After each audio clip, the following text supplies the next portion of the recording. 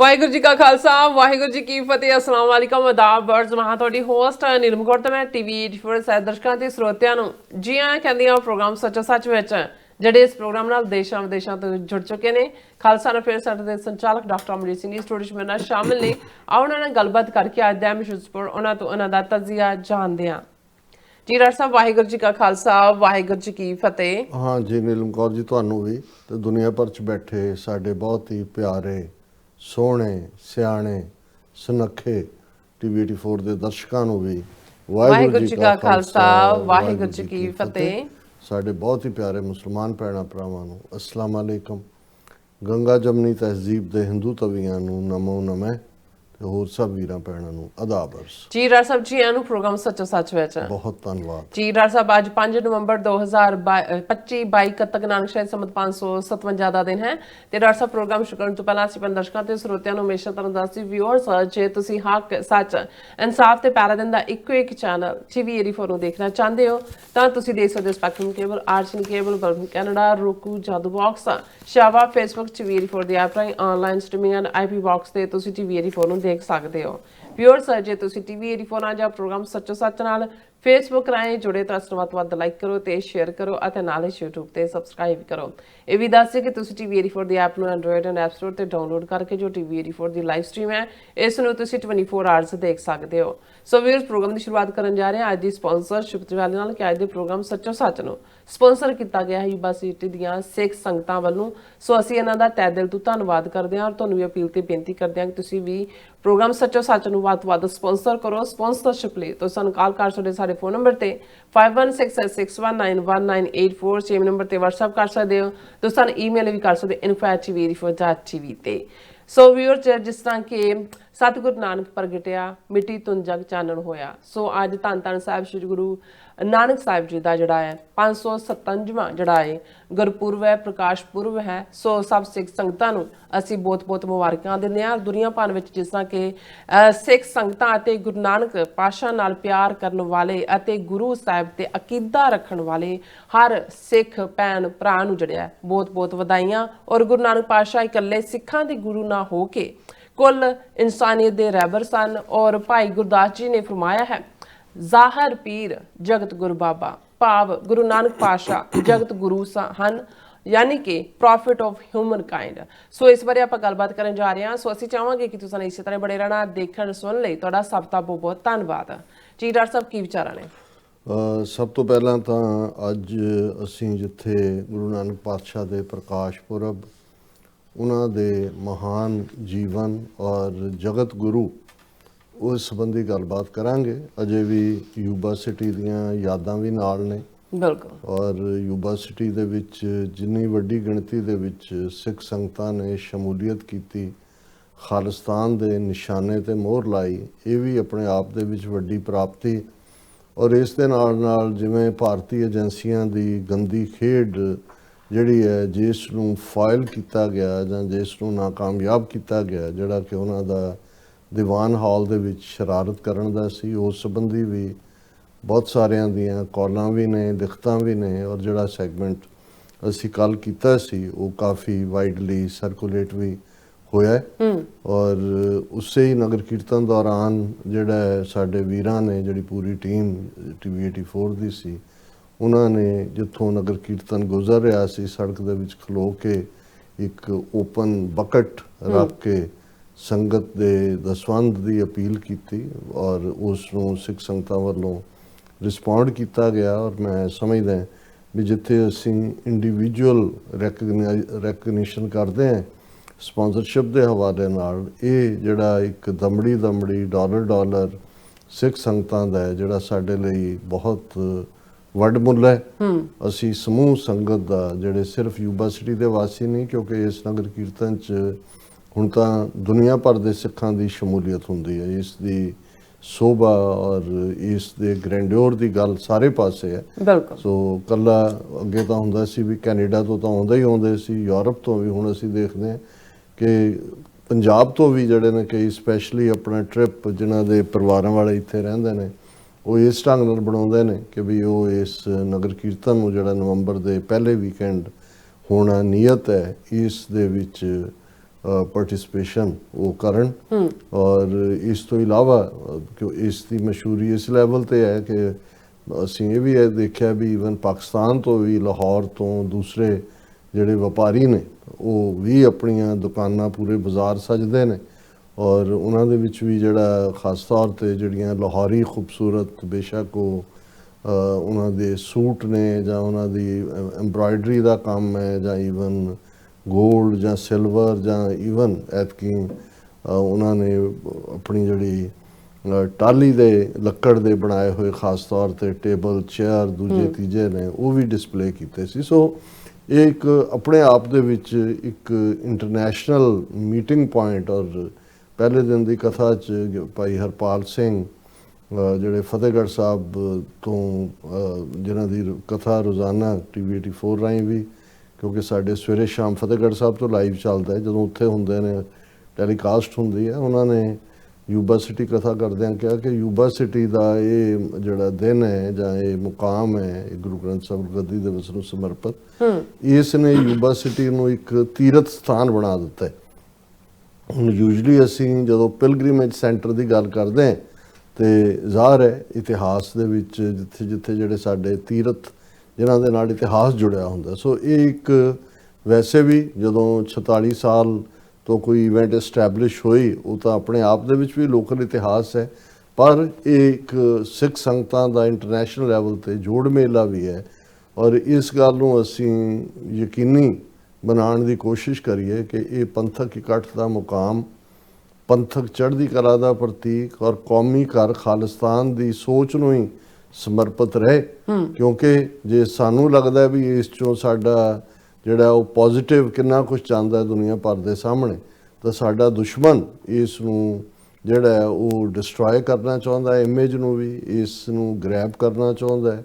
Within management ਕਿਸ ਕਿਸਮ ਦੇ ਲੋਕ ਹੁੰਦੇ ਨੇ, ਜਿਸ ਕਿਸਮ ਦਾ ਇੱਕ ਨਮੂਨਾ ਜਿਹਨੇ ਸ਼ਰਾਰਤ ਕਰਨ ਦੀ ਕੋਸ਼ਿਸ਼ ਕੀਤੀ। ਸੋ ਇਹ ਅਸੀਂ ਲੋਕਲ ਜਿਹੜੀ ਉਹਨਾਂ ਦੀ ਸੰਗਤ ਹੈ ਜਾਂ ਉਹਨਾਂ ਦੀ ਬੋਰਡ ਆਫ ਡਾਇਰੈਕਟਰਸ ਜਾਂ ਜੋ ਵੀ ਸਿਸਟਮ ਹੈ ਉਹਨਾਂ ਨੂੰ ਇਹ ਅਪੀਲ ਵੀ ਕਰਾਂਗੇ ਕਿ ਇਹ ਮਹਿਜ਼ ਇਹਨੂੰ ਇੱਕ ਲੋਕਲ ਦਾਇਰੇ ਦੇ ਵਿੱਚ ਨਾ ਦੇਖੋ ਕਿ ਭਾਈ ਇਹ ਇੱਕ ਕੋਈ ਯੂਬਾ ਸਿਟੀ ਨਾਲ ਸੰਬੰਧਿਤ ਹੈ। ਇਸ ਵੇਲੇ ਕੋਈ ਵੀ ਤਬਦੀਲੀ ਜਿਹੜੀ ਉੱਥੇ ਹੈ ਜਿਹੜੀ ਕਿ ਪੰਥ ਦੇ ਖਿਲਾਫ ਜਾਣ ਵਾਲੀ ਹੋਏਗੀ, ਉਸ ਦੇ ਉੱਤੇ ਦੁਨੀਆ ਭਰ ਦੇ ਸਿੱਖਾਂ ਦੀ ਅੱਖ ਹੈ। ਔਰ ਇਸ ਨੂੰ ਜਿਹੜਾ ਯਕੀਨੀ ਬਣਾਇਆ ਜਾਏ ਕਿ ਇਸ ਕਿਸਮ ਦੇ ਸਰਕਾਰੀ ਫੀਲੇ, ਸਰਕਾਰੀ ਟਾਊਟ ਔਰ ਕੇਓਸ ਪੈਦਾ ਕਰਨ ਵਾਲੇ ਲੋਕ ਜਿਹੜੇ ਨੇ ਉਹਨਾਂ ਨੂੰ ਜਿਹੜਾ ਉਹ ਜਿਵੇਂ ਚਿਮਟੇ ਨਾਲ ਫੜ ਕੇ ਕਾਕਰੋਚ ਬਾਹਰ ਰੱਖੀਦਾ ਹੈ, ਇਹਨਾਂ ਨੂੰ ਬਾਹਰ ਰੱਖਣਾ ਚਾਹੀਦਾ। ਹੁਣ ਗੱਲ ਅਸੀਂ ਗੁਰੂ ਨਾਨਕ ਪਾਤਸ਼ਾਹ ਦੀ, ਭਾਈ ਗੁਰਦਾਸ ਜੀ ਸਾਡੇ ਬਹੁਤ ਵੱਡੇ ਇਕੱਲੇ ਸਕਾਲਰ ਨਹੀਂ ਨੇ। ਜਦੋਂ ਅਸੀਂ ਇਤਿਹਾਸ ਦੇ ਨਜ਼ਰਾਂ ਦੇ ਵਿੱਚ ਇਤਿਹਾਸ ਦੇ ਝਰੋਕੇ 'ਚੋਂ ਦੇਖਦੇ ਹਾਂ ਤੇ 1604 ਈਸਵੀ ਦੇ ਵਿੱਚ ਜਿਹੜੀ ਪਹਿਲੀ ਬੀੜ ਗੁਰੂ ਗ੍ਰੰਥ ਸਾਹਿਬ ਦੀ, ਜਿਹਨੂੰ ਆਦਿ ਬੀੜ ਕਰਕੇ ਜਾਣਿਆ ਜਾਂਦਾ ਹੈ, ਉਸ ਦੀ ਮੁਕੰਮਲਤਾ ਹੁੰਦੀ ਹੈ ਤੇ ਉਸ ਦੇ ਲਿਖਾਰੀ ਸਕਰਾਈਬ ਉਹ ਭਾਈ ਗੁਰਦਾਸ ਜੀ ਸਨ। ਹੁਣ ਅੱਜ ਤਾਂ ਜਦੋਂ ਕੋਈ ਲਿਖਾਰੀ ਹੁੰਦਾ ਉਹ ਆਪਣੇ ਟਾਈਪ ਹੀ ਕਰਦਾ, ਸਿੱਧਾ ਜਾ ਰਿਹਾ ਹੁੰਦਾ, ਜਾਂ ਜਿਸ ਜ਼ਮਾਨੇ 'ਚ ਬਾਲ ਪੈਨ ਅਜੇ ਨਹੀਂ ਸੀ। ਔਰ ਈਵਨ ਸਾਡੇ ਬਚਪਨ 'ਚ ਵੀ ਜਿਹੜੀ ਹੈ ਉਹ ਸਿਆਹੀ ਦੀ ਦਵਾਤ ਤੇ ਕਲਮ ਉਹੀ ਲਿਖਣ ਦਾ ਸੀ। ਫਿਰ ਪੈਨਸਲ ਆਈ, ਫਿਰ ਪੈਨ ਦਾ ਰੁਝਾਨ ਹੋਇਆ, ਪੈਨ ਵੀ ਸਿਆਹੀ ਵਾਲੇ ਹੁੰਦੇ ਸੀ। ਸੋ ਉਦੋਂ ਜਦੋਂ ਅਸੀਂ ਦੇਖੀਏ ਕਿ ਵੀ ਜਿਹੜੀ ਲਿਖਤ ਸੀ ਉਹ ਕਲਮ ਔਰ ਸਿਆਹੀ ਨਾਲ ਹੀ ਲਿਖੀ ਜਾਂਦੀ ਸੀ। ਸੋ ਇਵੇਂ ਨਹੀਂ ਹੈ ਜੇ ਹੁਣ ਅਸੀਂ ਗੁਰੂ ਗ੍ਰੰਥ ਸਾਹਿਬ ਦੀ ਬੀੜ ਵੱਲ ਨਜ਼ਰ ਮਾਰੀਏ ਕਿ ਕਿੰਨੇ ਜਿਹੜੇ ਨੇ ਉਹ ਪੂਰੀ ਇੱਕ ਟੀਮ ਹੁੰਦੀ ਹੈ, ਕਿੰਨੇ ਕਲਮਾਂ ਕਰਨ ਵਾਲੇ ਨੇ ਜਿਹੜੇ ਲਗਾਤਾਰ, ਕਿਉਂਕਿ ਜਦੋਂ ਤੁਸੀਂ ਕਲਮ ਦੇ ਨਾਲ ਥੋੜ੍ਹਾ ਲਿਖਦੇ ਹੋ ਉਸ ਤੋਂ ਬਾਅਦ ਕਲਮ ਜਾਂ ਚੌੜੀ ਹੋ ਜਾਂਦੀ ਹੈ ਜਾਂ ਉਸਦਾ ਹਿੱਸਾ ਟੁੱਟ ਜਾਂਦਾ ਹੈ ਤੇ ਤੁਸੀਂ ਉਹਨਾਂ ਸਫ਼ਿਆਂ ਦੇ ਉੱਤੇ ਪੇਪਰ ਤੇ ਇੱਕੋ ਹੀ ਲਿਖਤ ਤੁਹਾਡੀ ਹੋਣੀ ਚਾਹੀਦੀ, ਕੋਈ ਅੱਖਰ ਵੱਡਾ ਛੋਟਾ ਨਹੀਂ ਹੈ, ਕਿਤੇ ਸਿਆਹੀ ਜ਼ਿਆਦਾ ਹੈ ਕਿਤੇ। ਸੋ ਇੱਕ ਕਲਮਾਂ ਕਰਨ ਵਾਲੇ ਨੇ, ਇੱਕ ਪੂਰੇ ਦਵਾਤਾਂ ਜਿਹੜੇ ਸਿਆਹੀ ਕਿਵੇਂ ਬਣਾਈ ਜਾਣੀ ਹੈ। ਔਰ ਪੁਰਾਤਨ ਜਿੰਨੀਆਂ ਬੀੜਾਂ ਗੁਰੂ ਗ੍ਰੰਥ ਸਾਹਿਬ ਦੀਆਂ ਨੇ ਉਹਨਾਂ ਦੇ ਅਖੀਰਲੇ ਪੇਜ ਤੇ ਹੁੰਦਾ ਹੈ ਸਿਆਹੀ ਬਣਾने की विधि ਕਿ ਕਿਵੇਂ ਪਾਣਾ, ਉਹਦੇ 'ਚ ਕਿਹੜੀ ਚੀਜ਼ ਕਿੰਨੀ ਪਾਉਣੀ ਹੈ, ਤਾਂ ਕਿ ਇੱਕ ਉਹਦਾ। ਔਰ ਫਿਰ ਲਿਖਤ ਦੇ ਲਈ ਬਹੁਤ ਸਾਰੇ ਸਾਈਮਲਟੇਨੀਅਸਲੀ ਇਹ ਸਾਰੇ ਪਾਰਟ ਨੇ।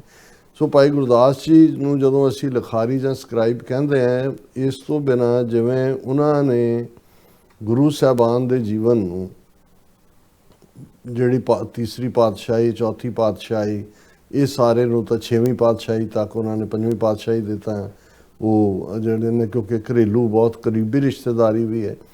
ਔਰ ਉਸ ਪੀਰੀਅਡ ਤੱਕ ਜਦੋਂ ਅਸੀਂ ਦੇਖਦੇ ਹਾਂ ਕਿ 1469 'ਚ ਗੁਰੂ ਨਾਨਕ ਸਾਹਿਬ ਪ੍ਰਕਾਸ਼ਮਾਨ ਹੁੰਦੇ ਨੇ ਔਰ ਲਗਭਗ 1539 ਦੇ ਵਿੱਚ ਗੁਰੂ ਨਾਨਕ ਪਾਤਸ਼ਾਹ ਜੋਤੀ ਜੋਤ ਸਮਾਉਂਦੇ ਨੇ। ਔਰ ਜਦੋਂ ਗੁਰੂ ਨਾਨਕ ਸਾਹਿਬ ਜੋਤੀ ਜੋਤ ਸਮਾਉਂਦੇ ਨੇ, ਉਦੋਂ ਭਾਵੇਂ ਗੁਰਗੱਦੀ ਭਾਈ ਲਹਿਣਾ ਜੀ ਨੂੰ ਬਖਸ਼ੀ ਜਾਂਦੀ ਹੈ, ਦੂਸਰੇ ਗੁਰੂ, ਲੇਕਿਨ ਗੁਰੂ ਅਮਰਦਾਸ ਜੀ ਵੀ ਇਸ ਧਰਤੀ ਤੇ ਮੌਜੂਦ ਨੇ ਔਰ ਗੁਰੂ ਰਾਮਦਾਸ ਜੀ ਦਾ ਵੀ ਪ੍ਰਕਾਸ਼ ਹੋ ਚੁੱਕਾ ਹੋਇਆ। ਸੋ ਜਦੋਂ ਅਸੀਂ ਦੇਖਦੇ ਹਾਂ ਵੀ ਭਾਈ ਗੁਰਦਾਸ ਜੀ ਨੇ ਜੋ ਕੁਝ ਗੁਰੂ ਨਾਨਕ ਪਾਤਸ਼ਾਹ ਬਾਰੇ ਕਿਹਾ, ਉਹ ਬਹੁਤ ਕੁਝ ਉਹ ਸੀ ਜਿਹੜਾ ਜਿਹਦੇ ਸਬੂਤ ਉਦੋਂ ਤੱਕ ਮੌਜੂਦ ਸਨ। ਔਰ ਅੱਡ-ਅੱਡ ਜਨਮ ਸਾਖੀਆਂ ਵੀ ਇੱਕ ਆਪਣਾ ਸਰੋਤ ਹੈ। ਫਿਰ ਭਾਈ ਗੁਰਦਾਸ ਜੀ ਦੀਆਂ ਵਾਰਾਂ ਸਾਡੇ ਇਤਿਹਾਸ ਨੂੰ, ਕਿਉਂਕਿ ਇਹ ਨਹੀਂ ਹੈ ਵੀ ਕੋਈ ਗੁਰੂ ਦਰਬਾਰ ਦੇ ਵਿੱਚ ਜਿਵੇਂ ਮੁਗਲਿਆ ਕੋਰਟ ਜਾਂ ਜਿਹੜੇ ਰਾਜ ਸ਼ਕਤੀ ਵਾਲੇ ਨੇ ਉਹਨਾਂ ਦੇ ਐਸਾ ਸੀ ਜਿਹੜਾ ਕੋਈ ਰੋਜ਼ ਦਾ ਇਤਿਹਾਸ ਲਿਖੇ, ਲੇਕਿਨ ਭਾਈ ਗੁਰਦਾਸ ਜੀ ਦੇ ਸਾਹਮਣੇ ਉਹ ਸੀਨਾ ਬਸੀਨਾ ਇਤਿਹਾਸ ਵਾਲੇ ਵੀ ਨੇ, ਜਨਮ ਸਾਖੀ ਅਕਾਊਂਟ ਵੀ ਹੈ, ਗੁਰਗੱਦੀ, ਕਿਉਂਕਿ ਜੇ ਗੁਰੂ ਅੰਗਦ ਸਾਹਿਬ ਔਰ ਗੁਰੂ ਅਮਰਦਾਸ ਜੀ, ਤਾਂ ਗੁਰੂ ਅਮਰਦਾਸ ਜੀ ਨੇ ਉਹ ਸਾਰੇ ਜਲਵੇ ਨੂੰ ਦੇਖਿਆ ਔਰ ਗੁਰੂ ਅੰਗਦ ਜੀ ਤੋਂ ਸੁਣਿਆ, ਗੁਰੂ ਅੰਗਦ ਸਾਹਿਬ ਤੋਂ ਸੁਣਿਆ। ਸੋ ਭਾਈ ਗੁਰਦਾਸ ਜੀ ਦੀਆਂ ਵਾਰਾਂ ਔਰ ਉਹਨਾਂ ਦੇ ਕਵਿਤ ਸਵਈਏ ਉਹਨਾਂ ਨੂੰ ਮੈਂ ਹਮੇਸ਼ਾ ਨਗੇਟਸ ਆਫ ਵਿਜ਼ਡਮ ਕਹਿੰਦਾ ਕਿ ਸਿਆਣਪ ਦੀਆਂ ਉਹ ਸੋਨ ਡਲੀਆਂ ਨੇ। ਵਾਰਾਂ ਭਾਈ ਗੁਰਦਾਸ ਜੀ ਦੀਆਂ ਉਹ ਇਤਿਹਾਸ ਦੇ ਉੱਤੇ ਵੀ ਜਿਹੜੀਆਂ ਝਾਤੀ ਪਵਾਉਂਦੀਆਂ ਨੇ ਤੇ ਗੁਰੂ ਸ਼ਰਧਾ, ਗੁਰੂ ਪਿਆਰ, ਅੱਡ-ਅੱਡ ਹੋਰ ਵਿਸ਼ਿਆਂ ਨੂੰ ਵੀ ਛੋਹਦੀਆਂ ਨੇ।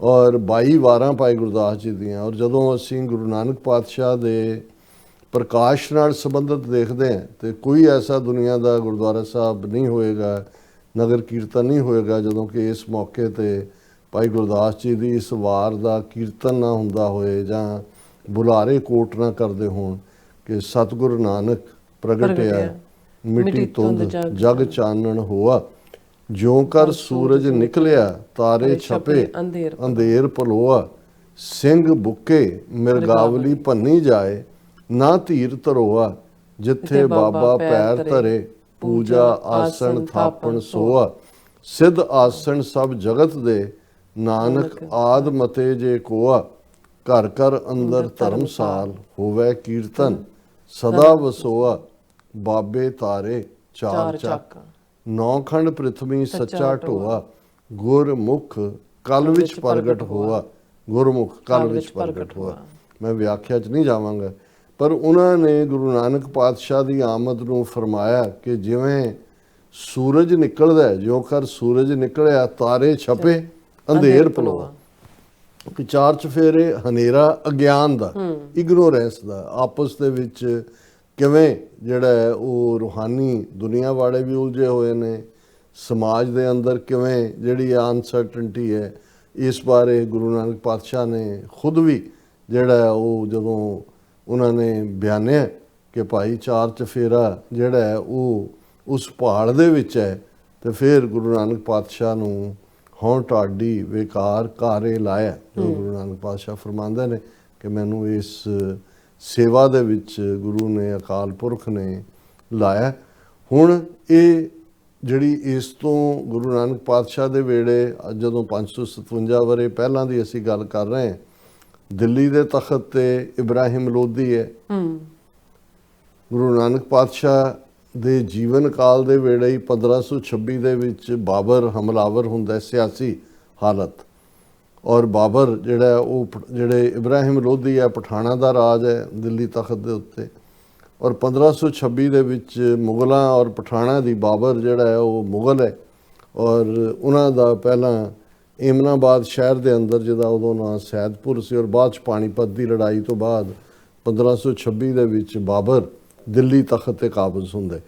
ਹੁਣ ਇਹ ਸਾਰੀਆਂ ਟੈਸਟਮਨੀ, ਇਹ ਸਿਆਸੀ ਜਿਹੜਾ ਸੀਨ ਹੈ ਉਹ ਅਨਸਟੇਬਿਲਿਟੀ ਵਾਲਾ ਹੈ। ਇੱਕ ਹੁਕਮਰਾਨੀ 200-250 ਸਾਲ ਦਾ ਜਿਹੜਾ ਮੁਹੰਮਦ ਗੌਰੀ ਤੋਂ ਬਾਅਦ ਚੱਲ ਰਿਹਾ ਸਿਲਸਿਲਾ ਸੀ, ਜਿਸ ਦੇ ਵਿੱਚ ਖਿਲਜੀ ਖਾਨਦਾਨ, ਤੁਗਲਕ ਖਾਨਦਾਨ ਔਰ ਦੂਸਰੇ ਜਿਹੜੇ ਨੇ ਰਜੀਆ ਬੇਗਮ, ਇਹ ਵੀ ਸਾਰੇ ਆਏ। ਲੇਕਿਨ ਇਬਰਾਹਿਮ ਲੋਦੀ ਦੇ ਨਾਲ ਜਿਹੜਾ ਪਠਾਣਾ ਦਾ ਜਾਂ ਅਫਗਾਨ ਜਿਹੜੇ ਹਾਕਮ ਸੀ ਉਹਨਾਂ ਦਾ ਰਾਜ 200-250-300 ਸਾਲ ਦਾ ਜਿਹੜਾ ਪ੍ਰਿਥਵੀ ਰਾਜ ਚੌਹਾਨ ਨੂੰ ਹਰਾ ਕੇ ਸੀ, ਉਹ ਖਤਮ ਹੁੰਦਾ ਹੈ ਔਰ ਮੁਗਲਾਂ ਦਾ ਰਾਜ ਸ਼ੁਰੂ ਹੁੰਦਾ ਹੈ। ਹੁਣ ਗੁਰੂ ਨਾਨਕ ਪਾਤਸ਼ਾਹ ਇਹਨਾਂ ਦੋਨਾਂ ਦੀ ਟੈਸਟੀਮਨੀ ਵੀ ਦਿੰਦੇ ਨੇ ਕਿ ਭਾਈ ਹਾਲਾਤ ਕਿਸ ਕਦਰ ਨੇ, ਸਿਆਸੀ ਤਾਕਤ ਕਿਵੇਂ ਜ਼ਾਲਮ ਹੈ, ਕਿਵੇਂ ਆਮ ਲੋਕ ਸਫ਼ਰ ਕਰਦੇ ਨੇ। ਗੁਰੂ ਨਾਨਕ ਪਾਤਸ਼ਾਹ ਦਾ ਹੀ ਫਰਮਾਨ ਹੈ, ਰਾਜੇ ਸ਼ੀਂ ਮੁਕੱਦਮ ਕੁੱਤੇ ਜਾਏ ਜਗਾਇਨ ਬੈਠੇ ਸੁੱਤੇ, ਚਾਕਰ ਨਹਿੰਦਾ ਪਾਇਨ ਕਾਹੋ ਰਤ ਪਿਤ ਕੁੱਤੇ ਹੋ ਚਟ ਜਾ। ਤੇ ਬਾਬਰ ਕਿ ਪਾਪ ਕੀ ਜੰਜ ਲੈ ਕਾਬਲੋਂ ਤਾਂ ਆਇਆ, ਜੋਰੀ ਮੰਗੇ ਦਾਨ ਵੇ ਲਾ ਲੋ, ਜੈਸੀ ਮੈਂ ਆਵੇ ਖਸਮ ਕੀ ਬਾਣੀ, ਤੈਸੜਾ ਕਰੀਂ ਗਿਆਨ ਵੇ ਲਾ ਲੋ। ਹੁਣ ਉਹ ਦੋਨੋਂ ਤੋਂ ਅਸੀਂ ਜਦੋਂ ਚਰਚਾ ਹੁੰਦੀ ਹੈ ਤੇ ਸਾਰੇ ਹੀ ਇਸ ਨਾਲ ਨੇ ਕਿ ਕਿਵੇਂ ਗੁਰੂ ਨਾਨਕ ਪਾਤਸ਼ਾਹ ਨੇ ਉਸ ਧਰਤੀ ਦੇ ਉੱਤੇ ਇਨਸਾਨੀ ਹੱਕਾਂ ਦੀ ਆਵਾਜ਼ ਉਠਾਈ, ਜ਼ੁਲਮ ਦਾ, ਜ਼ਾਲਮ ਨੂੰ ਅੱਖਾਂ 'ਚ ਅੱਖਾਂ ਪਾ ਕੇ ਕਿਹਾ ਕਿ ਤੇਰੀ ਫੌਜ ਪਾਪ ਦੀ ਜੰਜ ਹੈ। ਜੇ ਔਰਤਾਂ ਦੇ ਉੱਤੇ ਜ਼ੁਲਮ ਹੋ ਰਿਹਾ ਹੈ ਤਾਂ ਉਸ ਗੁਰੂ ਸਾਹਿਬ ਨੇ, ਉਹ ਮੁਸਲਮਾਨ ਔਰਤਾਂ ਨੇ, ਉੱਚੀ ਜਾਤ ਦੀਆਂ ਨੇ, ਨੀਵੀਂ ਜਾਤ ਦੀਆਂ ਨੇ, ਉਹਨਾਂ ਸਾਰਿਆਂ ਦੇ ਨਾਲ ਹਮਦਰਦੀ ਦਾ ਇਜ਼ਹਾਰ ਕਰਦੇ ਕਿਹਾ ਕਿ ਮੁਸਲਮਾਨੀਆਂ ਪੜ੍ਹੇ ਕਤੇਬਾ, ਕਸ਼ਟ ਮੈਂ ਕਰੇ ਖੁਦਾਏ ਵੇ ਲਾ ਲੋ, ਜਾਤ ਸਨਾਤੀ ਹੋਰ ਹਿੰਦਵਾਣੀਆਂ, ਇਹ ਵੀ ਲੇਖੇ ਲਾਏ ਵੇ ਲਾ ਲੋ। ਔਰ ਫਿਰ ਅਕਾਲ ਪੁਰਖ ਦੀ ਦਰਗਾਹ ਦੇ ਵਿੱਚ ਇੱਕ ਪਿਆਰਾ ਜਿਹਾ ਸ਼ਿਕਵਾ ਜਿਹੜਾ ਦੋਸਤ ਕਰਦੇ ਨੇ ਕਿ ਇਤੀ ਮਾਰ ਪਈ ਕੁਰਲਾਣੇ ਤੈਂ ਕੀ ਦਰਦ ਨਾ ਆਇਆ। ਧਾਰਮਿਕ ਪੱਖ ਟਕਰਾਅ ਹੈ ਇੱਕ ਪਾਸੇ, ਕਿਉਂਕਿ ਉਹ ਭਾਵੇਂ ਪਠਾਨ ਸਨ ਜਾਂ ਮੁਗਲ ਆਏ, ਇਸਲਾਮ ਨੂੰ ਮੰਨਣ ਵਾਲੇ ਸਨ ਔਰ ਇਸਲਾਮ ਨੂੰ ਵਰਤ ਕੇ ਬਾਕੀ ਮੈਜੋਰਿਟੀ ਪਾਪੂਲੇਸ਼ਨ ਦੇ ਉੱਤੇ ਧੱਕਾ ਕਰਨਾ, ਇਹ ਆਮ ਅੱਜ ਵੀ ਅਸੀਂ ਹਿੰਦੂਤਵੀ ਦੇਖਦੇ ਹਾਂ ਕਿ ਭਾਈ ਉਹ ਧਰਮ ਨੂੰ ਇਸਤੇਮਾਲ ਕਰਕੇ ਹਿੰਦੂਤਵਾ ਦੀ ਵਿਚਾਰਧਾਰਾ ਨੂੰ ਕਿਵੇਂ ਜਿਹੜਾ ਘੱਟ ਗਿਣਤੀਆਂ ਦੇ ਨਾਲ ਜ਼ੁਲਮ ਕਰ ਰਹੇ ਨੇ, ਉਹਨਾਂ ਨੂੰ ਸਤਾ ਰਹੇ ਨੇ। ਧਰਮ ਤਾਂ ਨਹੀਂ ਸਿਖਾਉਂਦਾ। ਜੇ ਅਲਾਮਾ ਇਕਬਾਲ ਦੇ ਇਹ ਅਲਫਾਜ਼ ਦੇਖੀਏ ਕਿ ਮਜ਼ਹਬ ਨਹੀਂ ਸਿਖਾਤਾ ਆਪਸ ਮੇਂ ਵੈਰ ਰੱਖਣਾ, ਮਜ਼ਹਬ ਤਾਂ ਨਹੀਂ ਕਦੇ ਵੀ ਸਿਖਾਉਂਦਾ ਹੈ, ਤਾਂ ਇੱਕ ਦੂਸਰੇ ਦਾ ਸਤਿਕਾਰ ਸਿਖਾਉਂਦਾ ਹੈ। ਲੇਕਿਨ ਹਾਕਮ ਮਜ਼ਹਬ ਨੂੰ ਤਲਵਾਰ ਦੇ ਤੌਰ ਤੇ ਵੀ ਇਸਤੇਮਾਲ ਕਰਦੇ ਨੇ, ਢਾਲ ਦੇ ਤੌਰ ਤੇ ਵੀ ਇਸਤੇਮਾਲ ਕਰਦੇ ਨੇ। ਔਰ ਇਸ ਪਰਥਾਏ ਜਦੋਂ ਭਾਈ ਗੁਰਦਾਸ ਜੀ ਨੇ ਉਸ ਸਾਰੇ ਵਾਕਿਆ ਨੂੰ ਬਿਆਨਿਆ ਕਿ ਇੱਕ ਪਾਸੇ ਹਾਕਮ ਇਵੇਂ ਕਰ ਰਹੇ ਨੇ, ਦੂਸਰੇ ਪਾਸੇ ਭਾਵੇਂ ਗੁਲਾਮੀ ਦੇ ਸੰਗਲਾਂ 'ਚ ਫਸੇ ਹੋਏ ਨੇ, ਲੇਕਿਨ ਬ੍ਰਾਹਮਣ ਦੀ ਡੋਮੀਨੈਂਸ ਹੈ। ਬ੍ਰਾਹਮਣ ਨੇ ਜ਼ਾਤ ਪਾਤੀ ਸਿਸਟਮ ਵਰਗਾ ਕੋਡ ਖੜਾ ਕੀਤਾ ਹੋਇਆ, ਉਹਨਾਂ ਦੇ ਸਾਹਮਣੇ ਕੋਈ ਆਵਾਜ਼ ਚੁੱਕ ਨਹੀਂ ਸਕਦਾ। ਔਰ ਖਲਕਤ ਜਿਹੜੀ ਆ ਉਹ ਹਨੇਰੇ ਦੇ ਵਿੱਚ ਫਸੀ ਹੋਈ ਹੈ। ਭਾਈ ਗੁਰਦਾਸ ਜੀ ਦੀ ਵਾਰ ਹੈ ਇਸ ਪ੍ਰਥਾਏ, ਚਾਰ ਵਰਣ ਚਾਰ ਮਜ਼ਹਬਾ, ਜੱਗ ਵਿੱਚ ਹਿੰਦੂ ਮੁਸਲਮਾਨੇ, ਖੁਦੀ ਬਖੀਲੀ ਤਕਬਰੀ, ਖਿੱਚੋ ਤਾਨ ਕਰੇਣ ਧਿੰਗਾਨੇ, ਗੰਗ ਬਨਾਰਸ ਹਿੰਦੂਆਂ, ਮੱਕਾ ਕਾਬਾ ਮੁਸਲਮਾਨੇ, ਸੁਨਤ ਮੁਸਲਮਾਨ ਦੀ, ਤਿਲਕ ਜੰਜੂ ਹਿੰਦੂ ਲੋਵਾਣੇ, ਬੇਦ ਕਤੇਬ ਭੁਲਾਏ ਕੇ ਮੋਏ ਲਾਲਚ, ਦੁਨੀ ਸ਼ੈਤਾਨੇ, ਸੱਚ ਕਿਨਾਰੇ ਰਹਿ ਗਿਆ, ਖੈ ਮਰਦੇ ਬਾਹਮਣ ਮੌਰਾਣੇ, ਸਿਰੋਂ ਨਾ ਮਿੱਟੇ ਆਵਣ ਜਾਣੇ। ਬਿਲਕੁਲ ਕਿ ਹੁਣ ਵੇਦ ਤੇ ਕਤੇਬ, ਵੇਦ ਈਸਟ ਦਾ ਨੌਲੇਜ ਹੈ ਜਿਹੜਾ ਉਸ ਦਾ ਬੜਾ ਧਰੋਹਰ, ਬੜਾ ਖਜ਼ਾਨਾ ਮੰਨਿਆ ਜਾਂਦਾ ਹੈ। ਰਿਗ ਸ਼ਾਮ ਯਜੁਰ ਅਥਰਵ ਇਹ ਹਿੰਦੂ ਧਰਮ ਦਾ ਆਧਾਰ ਸੀ। ਔਰ ਕਤੇਬ ਜਿਨ੍ਹਾਂ ਦੇ ਵਿੱਚ ਚਾਰ ਮਜ਼ਹਬੀ ਪੁਸਤਕਾਂ, ਜ਼ੋਰੇਬ, ਕੁਰਾਨ ਮਜੀਦ, ਓਲਡ ਟੈਸਟਾਮੈਂਟ ਔਰ ਬਾਈਬਲ, ਜਿਹਨੂੰ ਬੁੱਲੇ ਸ਼ਾਹ ਨੇ ਵੀ ਕਿਹਾ ਭਾਵੇਂ ਫੋਲ ਕਿਤਾਬਾਂ ਚਾਰੇ, ਸੋ ਚਾਰਾਂ ਕਿਤਾਬਾਂ ਨੂੰ ਜਿਹੜੇ ਸੈਮੈਟਿਕ ਧਰਮਾਂ ਦਾ ਆਧਾਰ ਹੈ ਉਹਨਾਂ ਨੂੰ ਕਤੇਬ ਕਿਹਾ ਜਾਂਦਾ। ਹੁਣ ਭਾਈ ਗੁਰਦਾਸ ਕਹਿੰਦੇ ਨੇ ਕਿ ਵੀ ਇਹ ਇੱਕ ਪਾਸੇ ਹਿੰਦੂ ਨੇ, ਇੱਕ ਪਾਸੇ ਮੁਸਲਮਾਨ ਨੇ, ਵੇਦ ਕਤੇਬ ਭੁਲਾਏ ਕੇ ਕਿ ਜਿਹੜੀਆਂ ਸਿੱਖਿਆਵਾਂ ਹਿੰਦੂਆਂ ਲਈ ਵੇਦਾਂ 'ਚ ਸਨ ਉਹਨੂੰ ਵੀ ਇਹ ਭੁੱਲੇ ਹੋਏ ਨੇ, ਜਿਹੜੀਆਂ ਮੁਸਲਮਾਨਾਂ ਲਈ ਕਤੇਬਾਂ 'ਚ ਸਨ ਉਹਨੂੰ ਵੀ ਇਹ ਭੁੱਲੇ ਹੋਏ ਨੇ। ਮੋਏ ਲਾਲਚ ਦੇ ਵਿੱਚ ਫਸੇ ਹੋਏ ਨੇ। ਔਰ ਇਹ ਮੌਲਾਣੇ ਔਰ ਪੰਡਤ ਇਕੱਠੇ ਹੋ ਕੇ ਆਪੋ ਆਪਣੇ ਢੰਗ ਨਾਲ ਆਪੋ ਆਪਣੇ ਲੋਕਾਂ ਨੂੰ ਦੁਨੀ ਸ਼ੈਤਾਨ ਹੈ, ਦੁਨੀਆ ਨੂੰ ਤੰਗ ਕਰ ਰਹੇ ਨੇ, ਸੱਚ ਕਿਨਾਰੇ ਰਹਿ ਗਏ।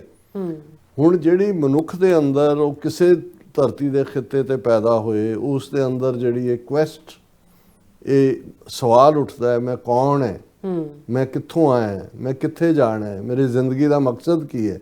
ਹੁਣ ਇਸ ਸਵਾਲ ਦਾ ਵੇਦ ਕਤੇਬ, ਫਿਲਾਸਫੀਆਂ, ਕਹਾਣੀਆਂ, ਭਗਤੀ, ਸਾਰੇ ਜਵਾਬ ਤਾਂ ਇਸ ਸਵਾਲ ਦਾ ਹੀ ਹੈ ਕਿ ਭਾਈ ਕਿਵੇਂ ਅਸੀਂ ਜਿਹੜਾ ਹੈ ਉਹ ਉਸ ਸੱਚ ਦੇ ਨੇੜੇ ਹੋਈ ਹੈ ਜਿਹਨੂੰ ਗੁਰੂ ਨਾਨਕ ਪਾਤਸ਼ਾਹ ਨੇ ਹੀ ਫਰਮਾਇਆ ਕਿਵ ਸਚਿਆਰਾ ਹੋਈ ਹੈ ਕਿਵ ਕੂੜੇ ਟੁੱਟੇ ਪਾਲ, ਕਿ ਕਿਵੇਂ ਅਸੀਂ ਸਚਿਆਰੇ ਹੋਈਏ, ਕਿਵੇਂ ਝੂਠ ਦੀ ਕੰਧ ਟੁੱਟੇ। ਤੇ ਭਾਈ ਸਾਹਿਬ ਕਹਿੰਦੇ ਨੇ ਭਾਈ ਗੁਰਦਾਸ ਕਿ ਸੱਚ ਕਿਨਾਰੇ ਰਹਿ ਗਏ, ਉਹ ਸੱਚ ਤਾਂ ਪਾਸੇ ਹੈ। ਖਹਿ ਮਰਦੇ ਬਾਹਮਣ ਮੌਲਾਣੇ, ਬਾਹਮਣ ਦੇ ਮੁੱਲਾਂ ਆਪਸ ਦੇ ਵਿੱਚ ਫਸੇ ਹੋਏ ਨੇ, ਸਿਰੋਂ ਨਾ ਮਿੱਟੇ ਆਵਣ ਜਾਣੇ, ਤੇ ਜਿਹੜਾ ਆਵਣ ਜਾਣ ਦਾ ਗੇੜ ਆ ਉਹ ਕੱਟਿਆ ਨਹੀਂ ਜਾਣਾ। ਔਰ ਉਹਨਾਂ ਹਾਲਾਤਾਂ 'ਚ ਬਾਬਾ ਨਾਨਕ ਉਸ ਸੂਰਜ ਵਾਂਗ ਆਉਂਦੇ ਨੇ ਜਿਸ ਸੂਰਜ ਦੀ ਆਮਦ ਦੇ ਨਾਲ ਹਨੇਰਾ ਦੌੜ ਜਾਂਦਾ। ਜਿਵੇਂ ਜੰਗਲ ਦੇ ਵਿੱਚ ਜਦੋਂ ਸ਼ੇਰ ਬੁੱਕਦਾ ਤੇ ਹਿਰਨ ਭੱਜੇ ਜਾਂਦੇ ਨੇ, ਸਿੰਘ ਬੁੱਕੇ ਮਿਰਗਾਵਲੀ ਭੰਨੀ ਜਾਏ ਨਾ ਧੀਰ ਧਰੋਆ, ਕਿ ਉਹਨਾਂ ਨੂੰ ਕੋਈ ਧੀਰਜ ਨਹੀਂ ਹੁੰਦਾ। ਔਰ ਉਸੇ ਨੂੰ ਹੀ ਕਹਿੰਦੇ ਨੇ ਕਿ ਬਾਬਾ ਨਾਨਕ ਜਿੱਥੇ ਜਿੱਥੇ ਜਾ ਰਹੇ ਨੇ, ਉਹ ਹਰਿਦੁਆਰ ਹੈ, ਕੁਰੂਕਸ਼ੇਤਰ ਹੈ, ਜਗਨਨਾਥਪੁਰੀ ਹੈ, ਸੰਗਲਾਦੀਪ ਹੈ, ਬਗਦਾਦ ਹੈ, ਮੁਲਤਾਨ ਹੈ, ਅਫਗਾਨਿਸਤਾਨ ਹੈ, ਜਿੱਥੇ ਬਾਬਾ ਪੈਰ ਧਰੇ ਪੂਜਾ ਆਸਣ ਥਾਪਣ ਸੋਆ, ਉੱਥੇ ਉੱਥੇ ਉਹ ਵਰਸ਼ਿਪਿੰਗ ਥਾਂ ਬਣ ਜਾਂਦੀ ਹੈ। ਕਿਉਂਕਿ ਬਾਬਾ ਉਸ ਸ਼ੇਰ ਵਾਂਗ ਹੈ ਜਿਸ ਦੀ ਗਰਜ਼ ਦੇ ਨਾਲ ਸਭ ਪਖੰਡੀ, ਸਭ ਹਿਪੋਕਰੇਟ, ਸਭ ਝੂਠੇ, ਸਭ ਫਰੋਡੀਏ ਜਿਹੜੇ ਨੇ ਉਹ ਇਵੇਂ ਭੱਜ ਜਾਂਦੇ ਨੇ ਸਾਹਮਣੇੋਂ ਜਿਵੇਂ ਕਿ ਮਿਰਗਾਂ ਦੀ ਡਾਰ ਭੱਜਦੀ ਹੈ। ਸਿੰਘ ਬੁੱਕੇ ਮਿਰਗਾਵਲੀ ਭੰਨੀ ਜਾਏ ਨਾ ਧੀਰ ਧਰੋਆ। ਔਰ ਇਹੀ ਜਦੋਂ ਉਦਾਸੀਆਂ ਦੀ ਗੱਲ, ਗੁਰੂ ਸਾਹਿਬ ਦੀਆਂ 5 ਉਦਾਸੀਆਂ ਜਿਹਦੇ 'ਚ 5 ਡਾਇਰੈਕਸ਼ਨ 'ਚ ਇੱਕ ਅੰਦਾਜ਼ੇ ਮੁਤਾਬਕ ਜਿਨ੍ਹਾਂ ਨੇ ਉਸ ਪੀਰੀਅਡ ਦਾ ਮੈਪ ਬਣਾਇਆ ਕਿ ਗੁਰੂ ਨਾਨਕ ਸਾਹਿਬ ਪਹਿਲੀ ਉਦਾਸੀ ਵੇਲੇ 13-14 ਤੋਂ ਲੈ ਕੇ 19 ਸਾਲ ਤੱਕ ਦਾ ਪੀਰੀਅਡ ਦਿੱਤਾ, ਵਾਪਸ ਮੁੜੇ, ਦੂਸਰੀ ਤੀਸਰੀ ਅੱਡ ਡਾਇਰੈਕਸ਼ਨਸ ਦੇ ਵਿੱਚ, ਜਿਹਦੇ 'ਚ ਉਹਨਾਂ ਦੇ ਮੱਕਾ ਮਦੀਨਾ ਤੱਕ ਜਾਣ ਦਾ ਵੀ ਜਿਹੜਾ ਹੈ ਉਹ ਜ਼ਿਕਰ ਹੈ। ਇਧਰੋਂ ਸੈਂਟਰਲ ਏਸ਼ੀਆ ਬਾਕੂ ਜਿਹੜਾ ਅਜ਼ਰਬਾਈਜਾਨ ਦੇ ਵਿੱਚ ਹੈ, ਉਹਦੇ ਡਾਟ ਦੇ ਉੱਤੇ ਮੂਲ ਮੰਤਰ ਲਿਖਿਆ ਹੋਇਆ ਹੈ। ਔਰ ਇਧਰ south Asia, Sri Lanka, Tibet, Nepal, China, ਇਹ ਸਾਰੇ ਦਾ ਇਹ 50,000 ਮੀਲ ਤੋਂ ਜ਼ਿਆਦਾ ਦਾ ਸਫ਼ਰ ਬਣਦਾ ਜਿਹੜਾ ਗੁਰੂ ਨਾਨਕ ਪਾਤਸ਼ਾਹ ਨੇ ਲਗਭਗ 29 ਸਾਲ ਦੀ ਉਮਰ 'ਚ ਉਹ ਸੁਲਤਾਨਪੁਰ ਲੋਧੀ ਤੋਂ ਉਦਾਸੀ ਤੇ ਚੱਲੇ। ਔਰ ਇੱਕ ਬਾਬਾ ਅਕਾਲ ਰੂਪ, ਦੂਜਾ ਰਬਾਬੀ ਮਰਦਾਨਾ, ਭਾਈ ਮਰਦਾਨੇ ਦੀ ਰਬਾਬ, ਗੁਰੂ ਨਾਨਕ ਪਾਤਸ਼ਾਹ ਦੀ ਬਾਣੀ। ਔਰ ਉਹ ਸੱਚ ਦਾ ਸਨੇਹੜਾ ਜਿਸ ਪਰ ਥਾਏ ਬੇਸ਼ੱਕ ਇਹਨਾਂ ਅਹਿਸਾਸਾਂ ਨੂੰ ਜਿਹੜੇ ਜਦੋਂ ਤੁਹਾਨੂੰ ਵਹੀ ਆਉਂਦੀ ਹੈ, ਜਿਵੇਂ ਇਸਲਾਮ 'ਚ ਕੁਰਾਨ ਮਜੀਦ ਨਾਲ ਜੁੜਿਆ ਹੋਇਆ ਹੈ ਜਾਂ 10 ਕਮਾਂਡਮੈਂਟਸ ਜਿਹੜੇ ਨੇ ਜਿਹੜੇ ਮੌਜਿਜ਼ ਨਾਲ ਜੁੜੀਆਂ ਹੋਈਆਂ ਨੇ, ਉਹਨਾਂ ਨੂੰ ਜਿਹੜੇ ਅਵਤਾਰੀ ਪੁਰਸ਼ ਜਾਂ ਯੁੱਗ ਪੁਰਸ਼ ਜਾਂ ਜਿਹੜੇ ਪ੍ਰੋਫਿਟ ਨੇ ਉਹ ਤਾਂ ਉਹੀ ਜਾਣਦੇ ਨੇ, ਕਿਉਂਕਿ ਉਹਨਾਂ ਦੇ ਉੱਤੇ ਕਿਵੇਂ ਰੱਬ ਦੇ ਉਹ ਭੇਜੇ ਹੁੰਦੇ ਨੇ ਜਾਂ ਉਹਨਾਂ ਦੀ ਵਹੀ ਉਹਨਾਂ ਦੇ ਉੱਤੇ ਨਾਜ਼ਿਲ ਹੁੰਦੀ ਹੈ। ਪਰ ਅਸੀਂ ਜਦੋਂ ਗੁਰਬਾਣੀ ਦਾ ਜ਼ਿਕਰ ਕਰਦੇ ਹਾਂ ਗੁਰੂ ਗ੍ਰੰਥ ਸਾਹਿਬ ਦੇ ਰੂਪ ਦੇ ਵਿੱਚ, ਅਸੀਂ ਇਸ ਨੂੰ ਇਲਾਹੀ ਵਹੀ ਕਹਿੰਦੇ ਹਾਂ ਕਿ ਭਾਈ ਮੈਂ ਹਾਂ ਆਪੋ ਬੋਲ ਨਾ ਜਾਣਦਾ, ਮੈਂ ਕਿਹਾ ਸਭ ਹੁਕਮਾਓ ਜੀਓ, ਹੁਕਮ ਦੇ ਵਿੱਚ ਆ ਰਹੀ ਬਾਣੀ। ਬਿਲਕੁਲ। ਫਿਰ ਕਿ ਜੈਸੀ ਮੈਂ ਆਵੇ ਖਸਮ ਕੀ ਬਾਣੀ, ਕਿ ਵੀ ਮੇਰੀ ਨਹੀਂ ਹੈ, ਇਹ ਤਾਂ ਉਸ ਦੀ ਹੈ ਜਾਂ ਧੁਰ ਕੀ ਬਾਣੀ ਆਈ ਤਿੰਨ ਸਗਲੀ ਚਿੰਤ ਮਿਟਾਈ। ਪਰ ਕੁਝ ਵਾਕਿਆਤ ਜਿਹੜੇ ਅਨੁਭਵੀ ਜਾਂ ਜਿਹੜੇ ਸ਼ਰਧਾ ਜਾਂ ਪ੍ਰੇਮ ਦੇ ਵਿੱਚ ਗੜੁੰਦ ਰੂਹਾਂ ਜਿਸ ਇਤਿਹਾਸ ਨੂੰ ਪਿਕ ਕਰਦੀਆਂ ਨੇ, ਲਿਖਦੀਆਂ ਨੇ, ਉਹ ਉਹਨਾਂ ਨੇ ਜਦੋਂ ਗੁਰੂ ਨਾਨਕ ਪਾਤਸ਼ਾਹ ਲਗਭਗ 29 ਸਾਲ ਦੀ ਉਮਰ ਔਰ ਇਹਦੇ 'ਚ ਮੁੱਢਲੇ ਉਹਨਾਂ ਨੇ ਜਿਹੜੇ ਨੇ 16 ਸਾਲ ਦੇ ਕਰੀਬ ਨਨਕਾਣਾ ਸਾਹਿਬ ਦੀ ਧਰਤੀ ਤੇ ਗੁਜ਼ਾਰੇ। ਅੱਜ ਅਸੀਂ ਜਦੋਂ ਗੱਲਬਾਤ ਕਰ ਰਹੇ ਹਾਂ, ਨਨਕਾਣਾ ਸਾਹਿਬ ਦੇ ਵਿੱਚ ਹਜ਼ਾਰਾਂ ਸਿੱਖਾਂ ਦਾ ਇਕੱਠ ਹੈ ਔਰ ਬੇਸ਼ੱਕ ਬੜੇ ਉਹ ਬਾਣੀਆਂ ਹੀ ਅੰਦਾਜ਼ ਦੇ ਵਿੱਚ ਭਾਰਤੀ ਹਕੂਮਤ ਨੇ 2100 ਦੇ ਕਰੀਬ ਸਿੱਖਾਂ ਨੂੰ ਵੀਜ਼ਾ ਦਿੱਤਾ ਜਾਣ ਦਾ। ਲੇਕਿਨ ਹੁਣ ਬਹੁਤ ਵੱਡੀ ਗਿਣਤੀ 'ਚ ਬਾਹਰਲੇ ਮੁਲਕਾਂ ਤੋਂ ਵੀ ਸਿੱਖ ਸੰਗਤਾਂ ਉੱਥੇ ਪਹੁੰਚਦੀਆਂ ਨੇ ਔਰ ਪਾਕਿਸਤਾਨ ਦੇ ਵਿੱਚ ਆਪਣੇ ਵੀ ਸਿੱਖ, ਜਿਨ੍ਹਾਂ ਦੇ ਵਿੱਚ ਸਹਿਜਧਾਰੀ ਸਿੱਖ ਪਰੰਪਰਾ ਸਿੰਧ ਦੇ ਲੋਕ ਵੀ ਨੇ, ਉਹ ਵੀ ਪਹੁੰਚਦੇ ਨੇ। ਔਰ ਵੱਡੇ ਪੈਮਾਨੇ ਦੇ ਉੱਤੇ ਉਹਨਾਂ ਦਾ ਜਿਸ ਕਿਸਮ ਦਾ ਪ੍ਰਬੰਧ ਕੀਤਾ ਜਾਂਦਾ ਹੈ। ਔਰ ਮੈਂ ਅੱਜ ਹੀ ਦੇਖ ਰਿਹਾ ਸੀ ਕਿ ਨਨਕਾਣਾ ਸਾਹਿਬ ਇੱਕ ਦਿਨ ਪਹਿਲਾਂ ਨਗਰ, ਹੁਣ ਜਦੋਂ ਅਸੀਂ ਗੱਲਬਾਤ ਕਰ ਰਹੇ ਹਾਂ ਆਲਰੇਡੀ ਜਿਹੜੀ ਹੈ 5 ਨਵੰਬਰ ਦੀ ਸਵੇਰ ਹੋ ਚੁੱਕੀ ਹੈ, 6 ਨਵੰਬਰ ਦੀ, ਔਰ ਆਲਰੇਡੀ ਅੱਜ ਜਿਹੜਾ ਉਹ ਸਮਾਗਮ ਮੁਕੰਮਲ ਹੋ ਚੁੱਕੇ ਨੇ। ਪਿਛਲੀ ਰਾਤ ਜਦੋਂ ਅਸੀਂ ਗੱਲ ਕੀਤੀ ਉਦੋਂ ਨਗਰ ਕੀਰਤਨ ਜਿਸ ਨੂੰ ਜਲੂਸ ਕਦੇ ਕਿਹਾ ਜਾਂਦਾ ਸੀ, ਉਹ ਨਿਕਲਿਆ। ਹਜ਼ਾਰਾਂ ਦੀ ਗਿਣਤੀ 'ਚ ਜਿਹੜੇ ਪਾਲਕੀ ਸਾਹਿਬ ਮਹਾਰਾਜ ਦੀ ਸਜਾਈ ਜਾਂਦੀ ਹੈ, ਉਹਦੇ ਨਾਲ ਸੰਗਤਾਂ ਜਿਹੜੀਆਂ ਨੇ, ਕਿਉਂਕਿ ਨਨਕਾਣਾ ਸਾਹਿਬ ਕੱਲਾ ਉਹਨਾਂ ਦਾ ਜਨਮ ਸਥਾਨ ਹੀ ਨਹੀਂ ਹੈ, ਉਹ ਬਾਲ ਲੀਲਾ ਹੈ, ਸਰਬ ਛਾਇਆ ਹੈ, ਔਰ ਲਗਭਗ 6-7 ਗੁਰਦੁਆਰੇ ਜਿਹੜੇ ਨੇ ਲੋਕਲ ਨੇ, ਉਹ ਨਗਰ ਕੀਰਤਨ ਉਸੇ ਰਾਊਟ ਨੂੰ ਛੂੰਹਦਾ ਹੈ। ਔਰ ਜਿਸ ਲੈਵਲ ਦੇ ਉੱਤੇ ਪਾਕਿਸਤਾਨ ਦੇ ਵਿੱਚ ਪ੍ਰਬੰਧ ਕੀਤੇ ਜਾਂਦੇ ਨੇ, ਨਨਕਾਣਾ ਸਾਹਿਬ ਲਾਹੌਰ ਤੋਂ ਲਗਭਗ 90 ਕਿਲੋਮੀਟਰ ਦੇ ਨੇੜੇ ਤੇੜੇ ਹੈ। ਔਰ ਇਸ ਮੌਕੇ ਦੇ ਉੱਤੇ ਉਹਨਾਂ ਦੇ ਜਿਹੜੇ ਪਾਕਿਸਤਾਨ ਜਿਹੜੇ ਟਰਸਟ ਉਹਨਾਂ ਦਾ ਬੋਰਡ ਹੈ, ਸਪੋਕਸਪਰਸਨ ਗੁਲਾਮ ਮੌਜੂਦ, ਉਹਨਾਂ ਨੇ in fact Indian news agency PTI press trust of India ਦੀ ਖਬਰ ਹੈ ਕਿ ਭਾਈ 2100 ਸਿੱਖ ਲਾਹੌਰ ਵਾਹਗਾ ਬਾਰਡਰ ਰਾਹੀਂ ਆਏ। ਔਰ ਇਸ ਮੌਕੇ ਦੇ ਉੱਤੇ ਜਿਹੜੇ ਰਿਲੀਜੀਅਸ ਅਫੇਅਰਸ ਮਿਨਿਸਟਰ ਸਰਦਾਰ ਮੁਹੰਮਦ ਯੂਸਫ ਹੈ, ਉਹਨਾਂ ਨੇ ਇਹ ਕਿਹਾ ਕਿ ਵੀ ਸਾਰੇ ਧਰਮ ਬਰਾਬਰ ਨੇ ਔਰ ਅਸੀਂ ਸਤਿਕਾਰ ਕਰਦੇ ਹਾਂ। ਔਰ ਸਾਡੇ ਲਈ ਇਹ ਬੜੇ ਵੱਡੀ ਭਾਗਾਂ ਵਾਲੀ ਗੱਲ ਹੈ ਕਿ ਗੁਰੂ ਨਾਨਕ ਪਾਤਸ਼ਾਹ ਇਸ ਧਰਤੀ ਦੇ ਉੱਤੇ ਜਿਹੜੇ ਨੇ ਪ੍ਰਕਾਸ਼ਮਾਨ ਹੋਏ। ਉਹਨਾਂ ਨੇ ਕਿਹਾ ਕਿ ਵੀ ਹੜ੍ਹਾਂ ਦੇ ਵਿੱਚ ਭਾਵੇਂ ਕਰਤਾਰਪੁਰ ਸਾਹਿਬ 'ਚ ਵੀ ਪਾਣੀ ਆਇਆ ਸੀ, ਪਰ 24 ਘੰਟੇ ਦੇ ਵਿੱਚ ਉਹਨੂੰ ਸਾਫ਼ ਕਰ ਦਿੱਤਾ ਗਿਆ ਸੀ।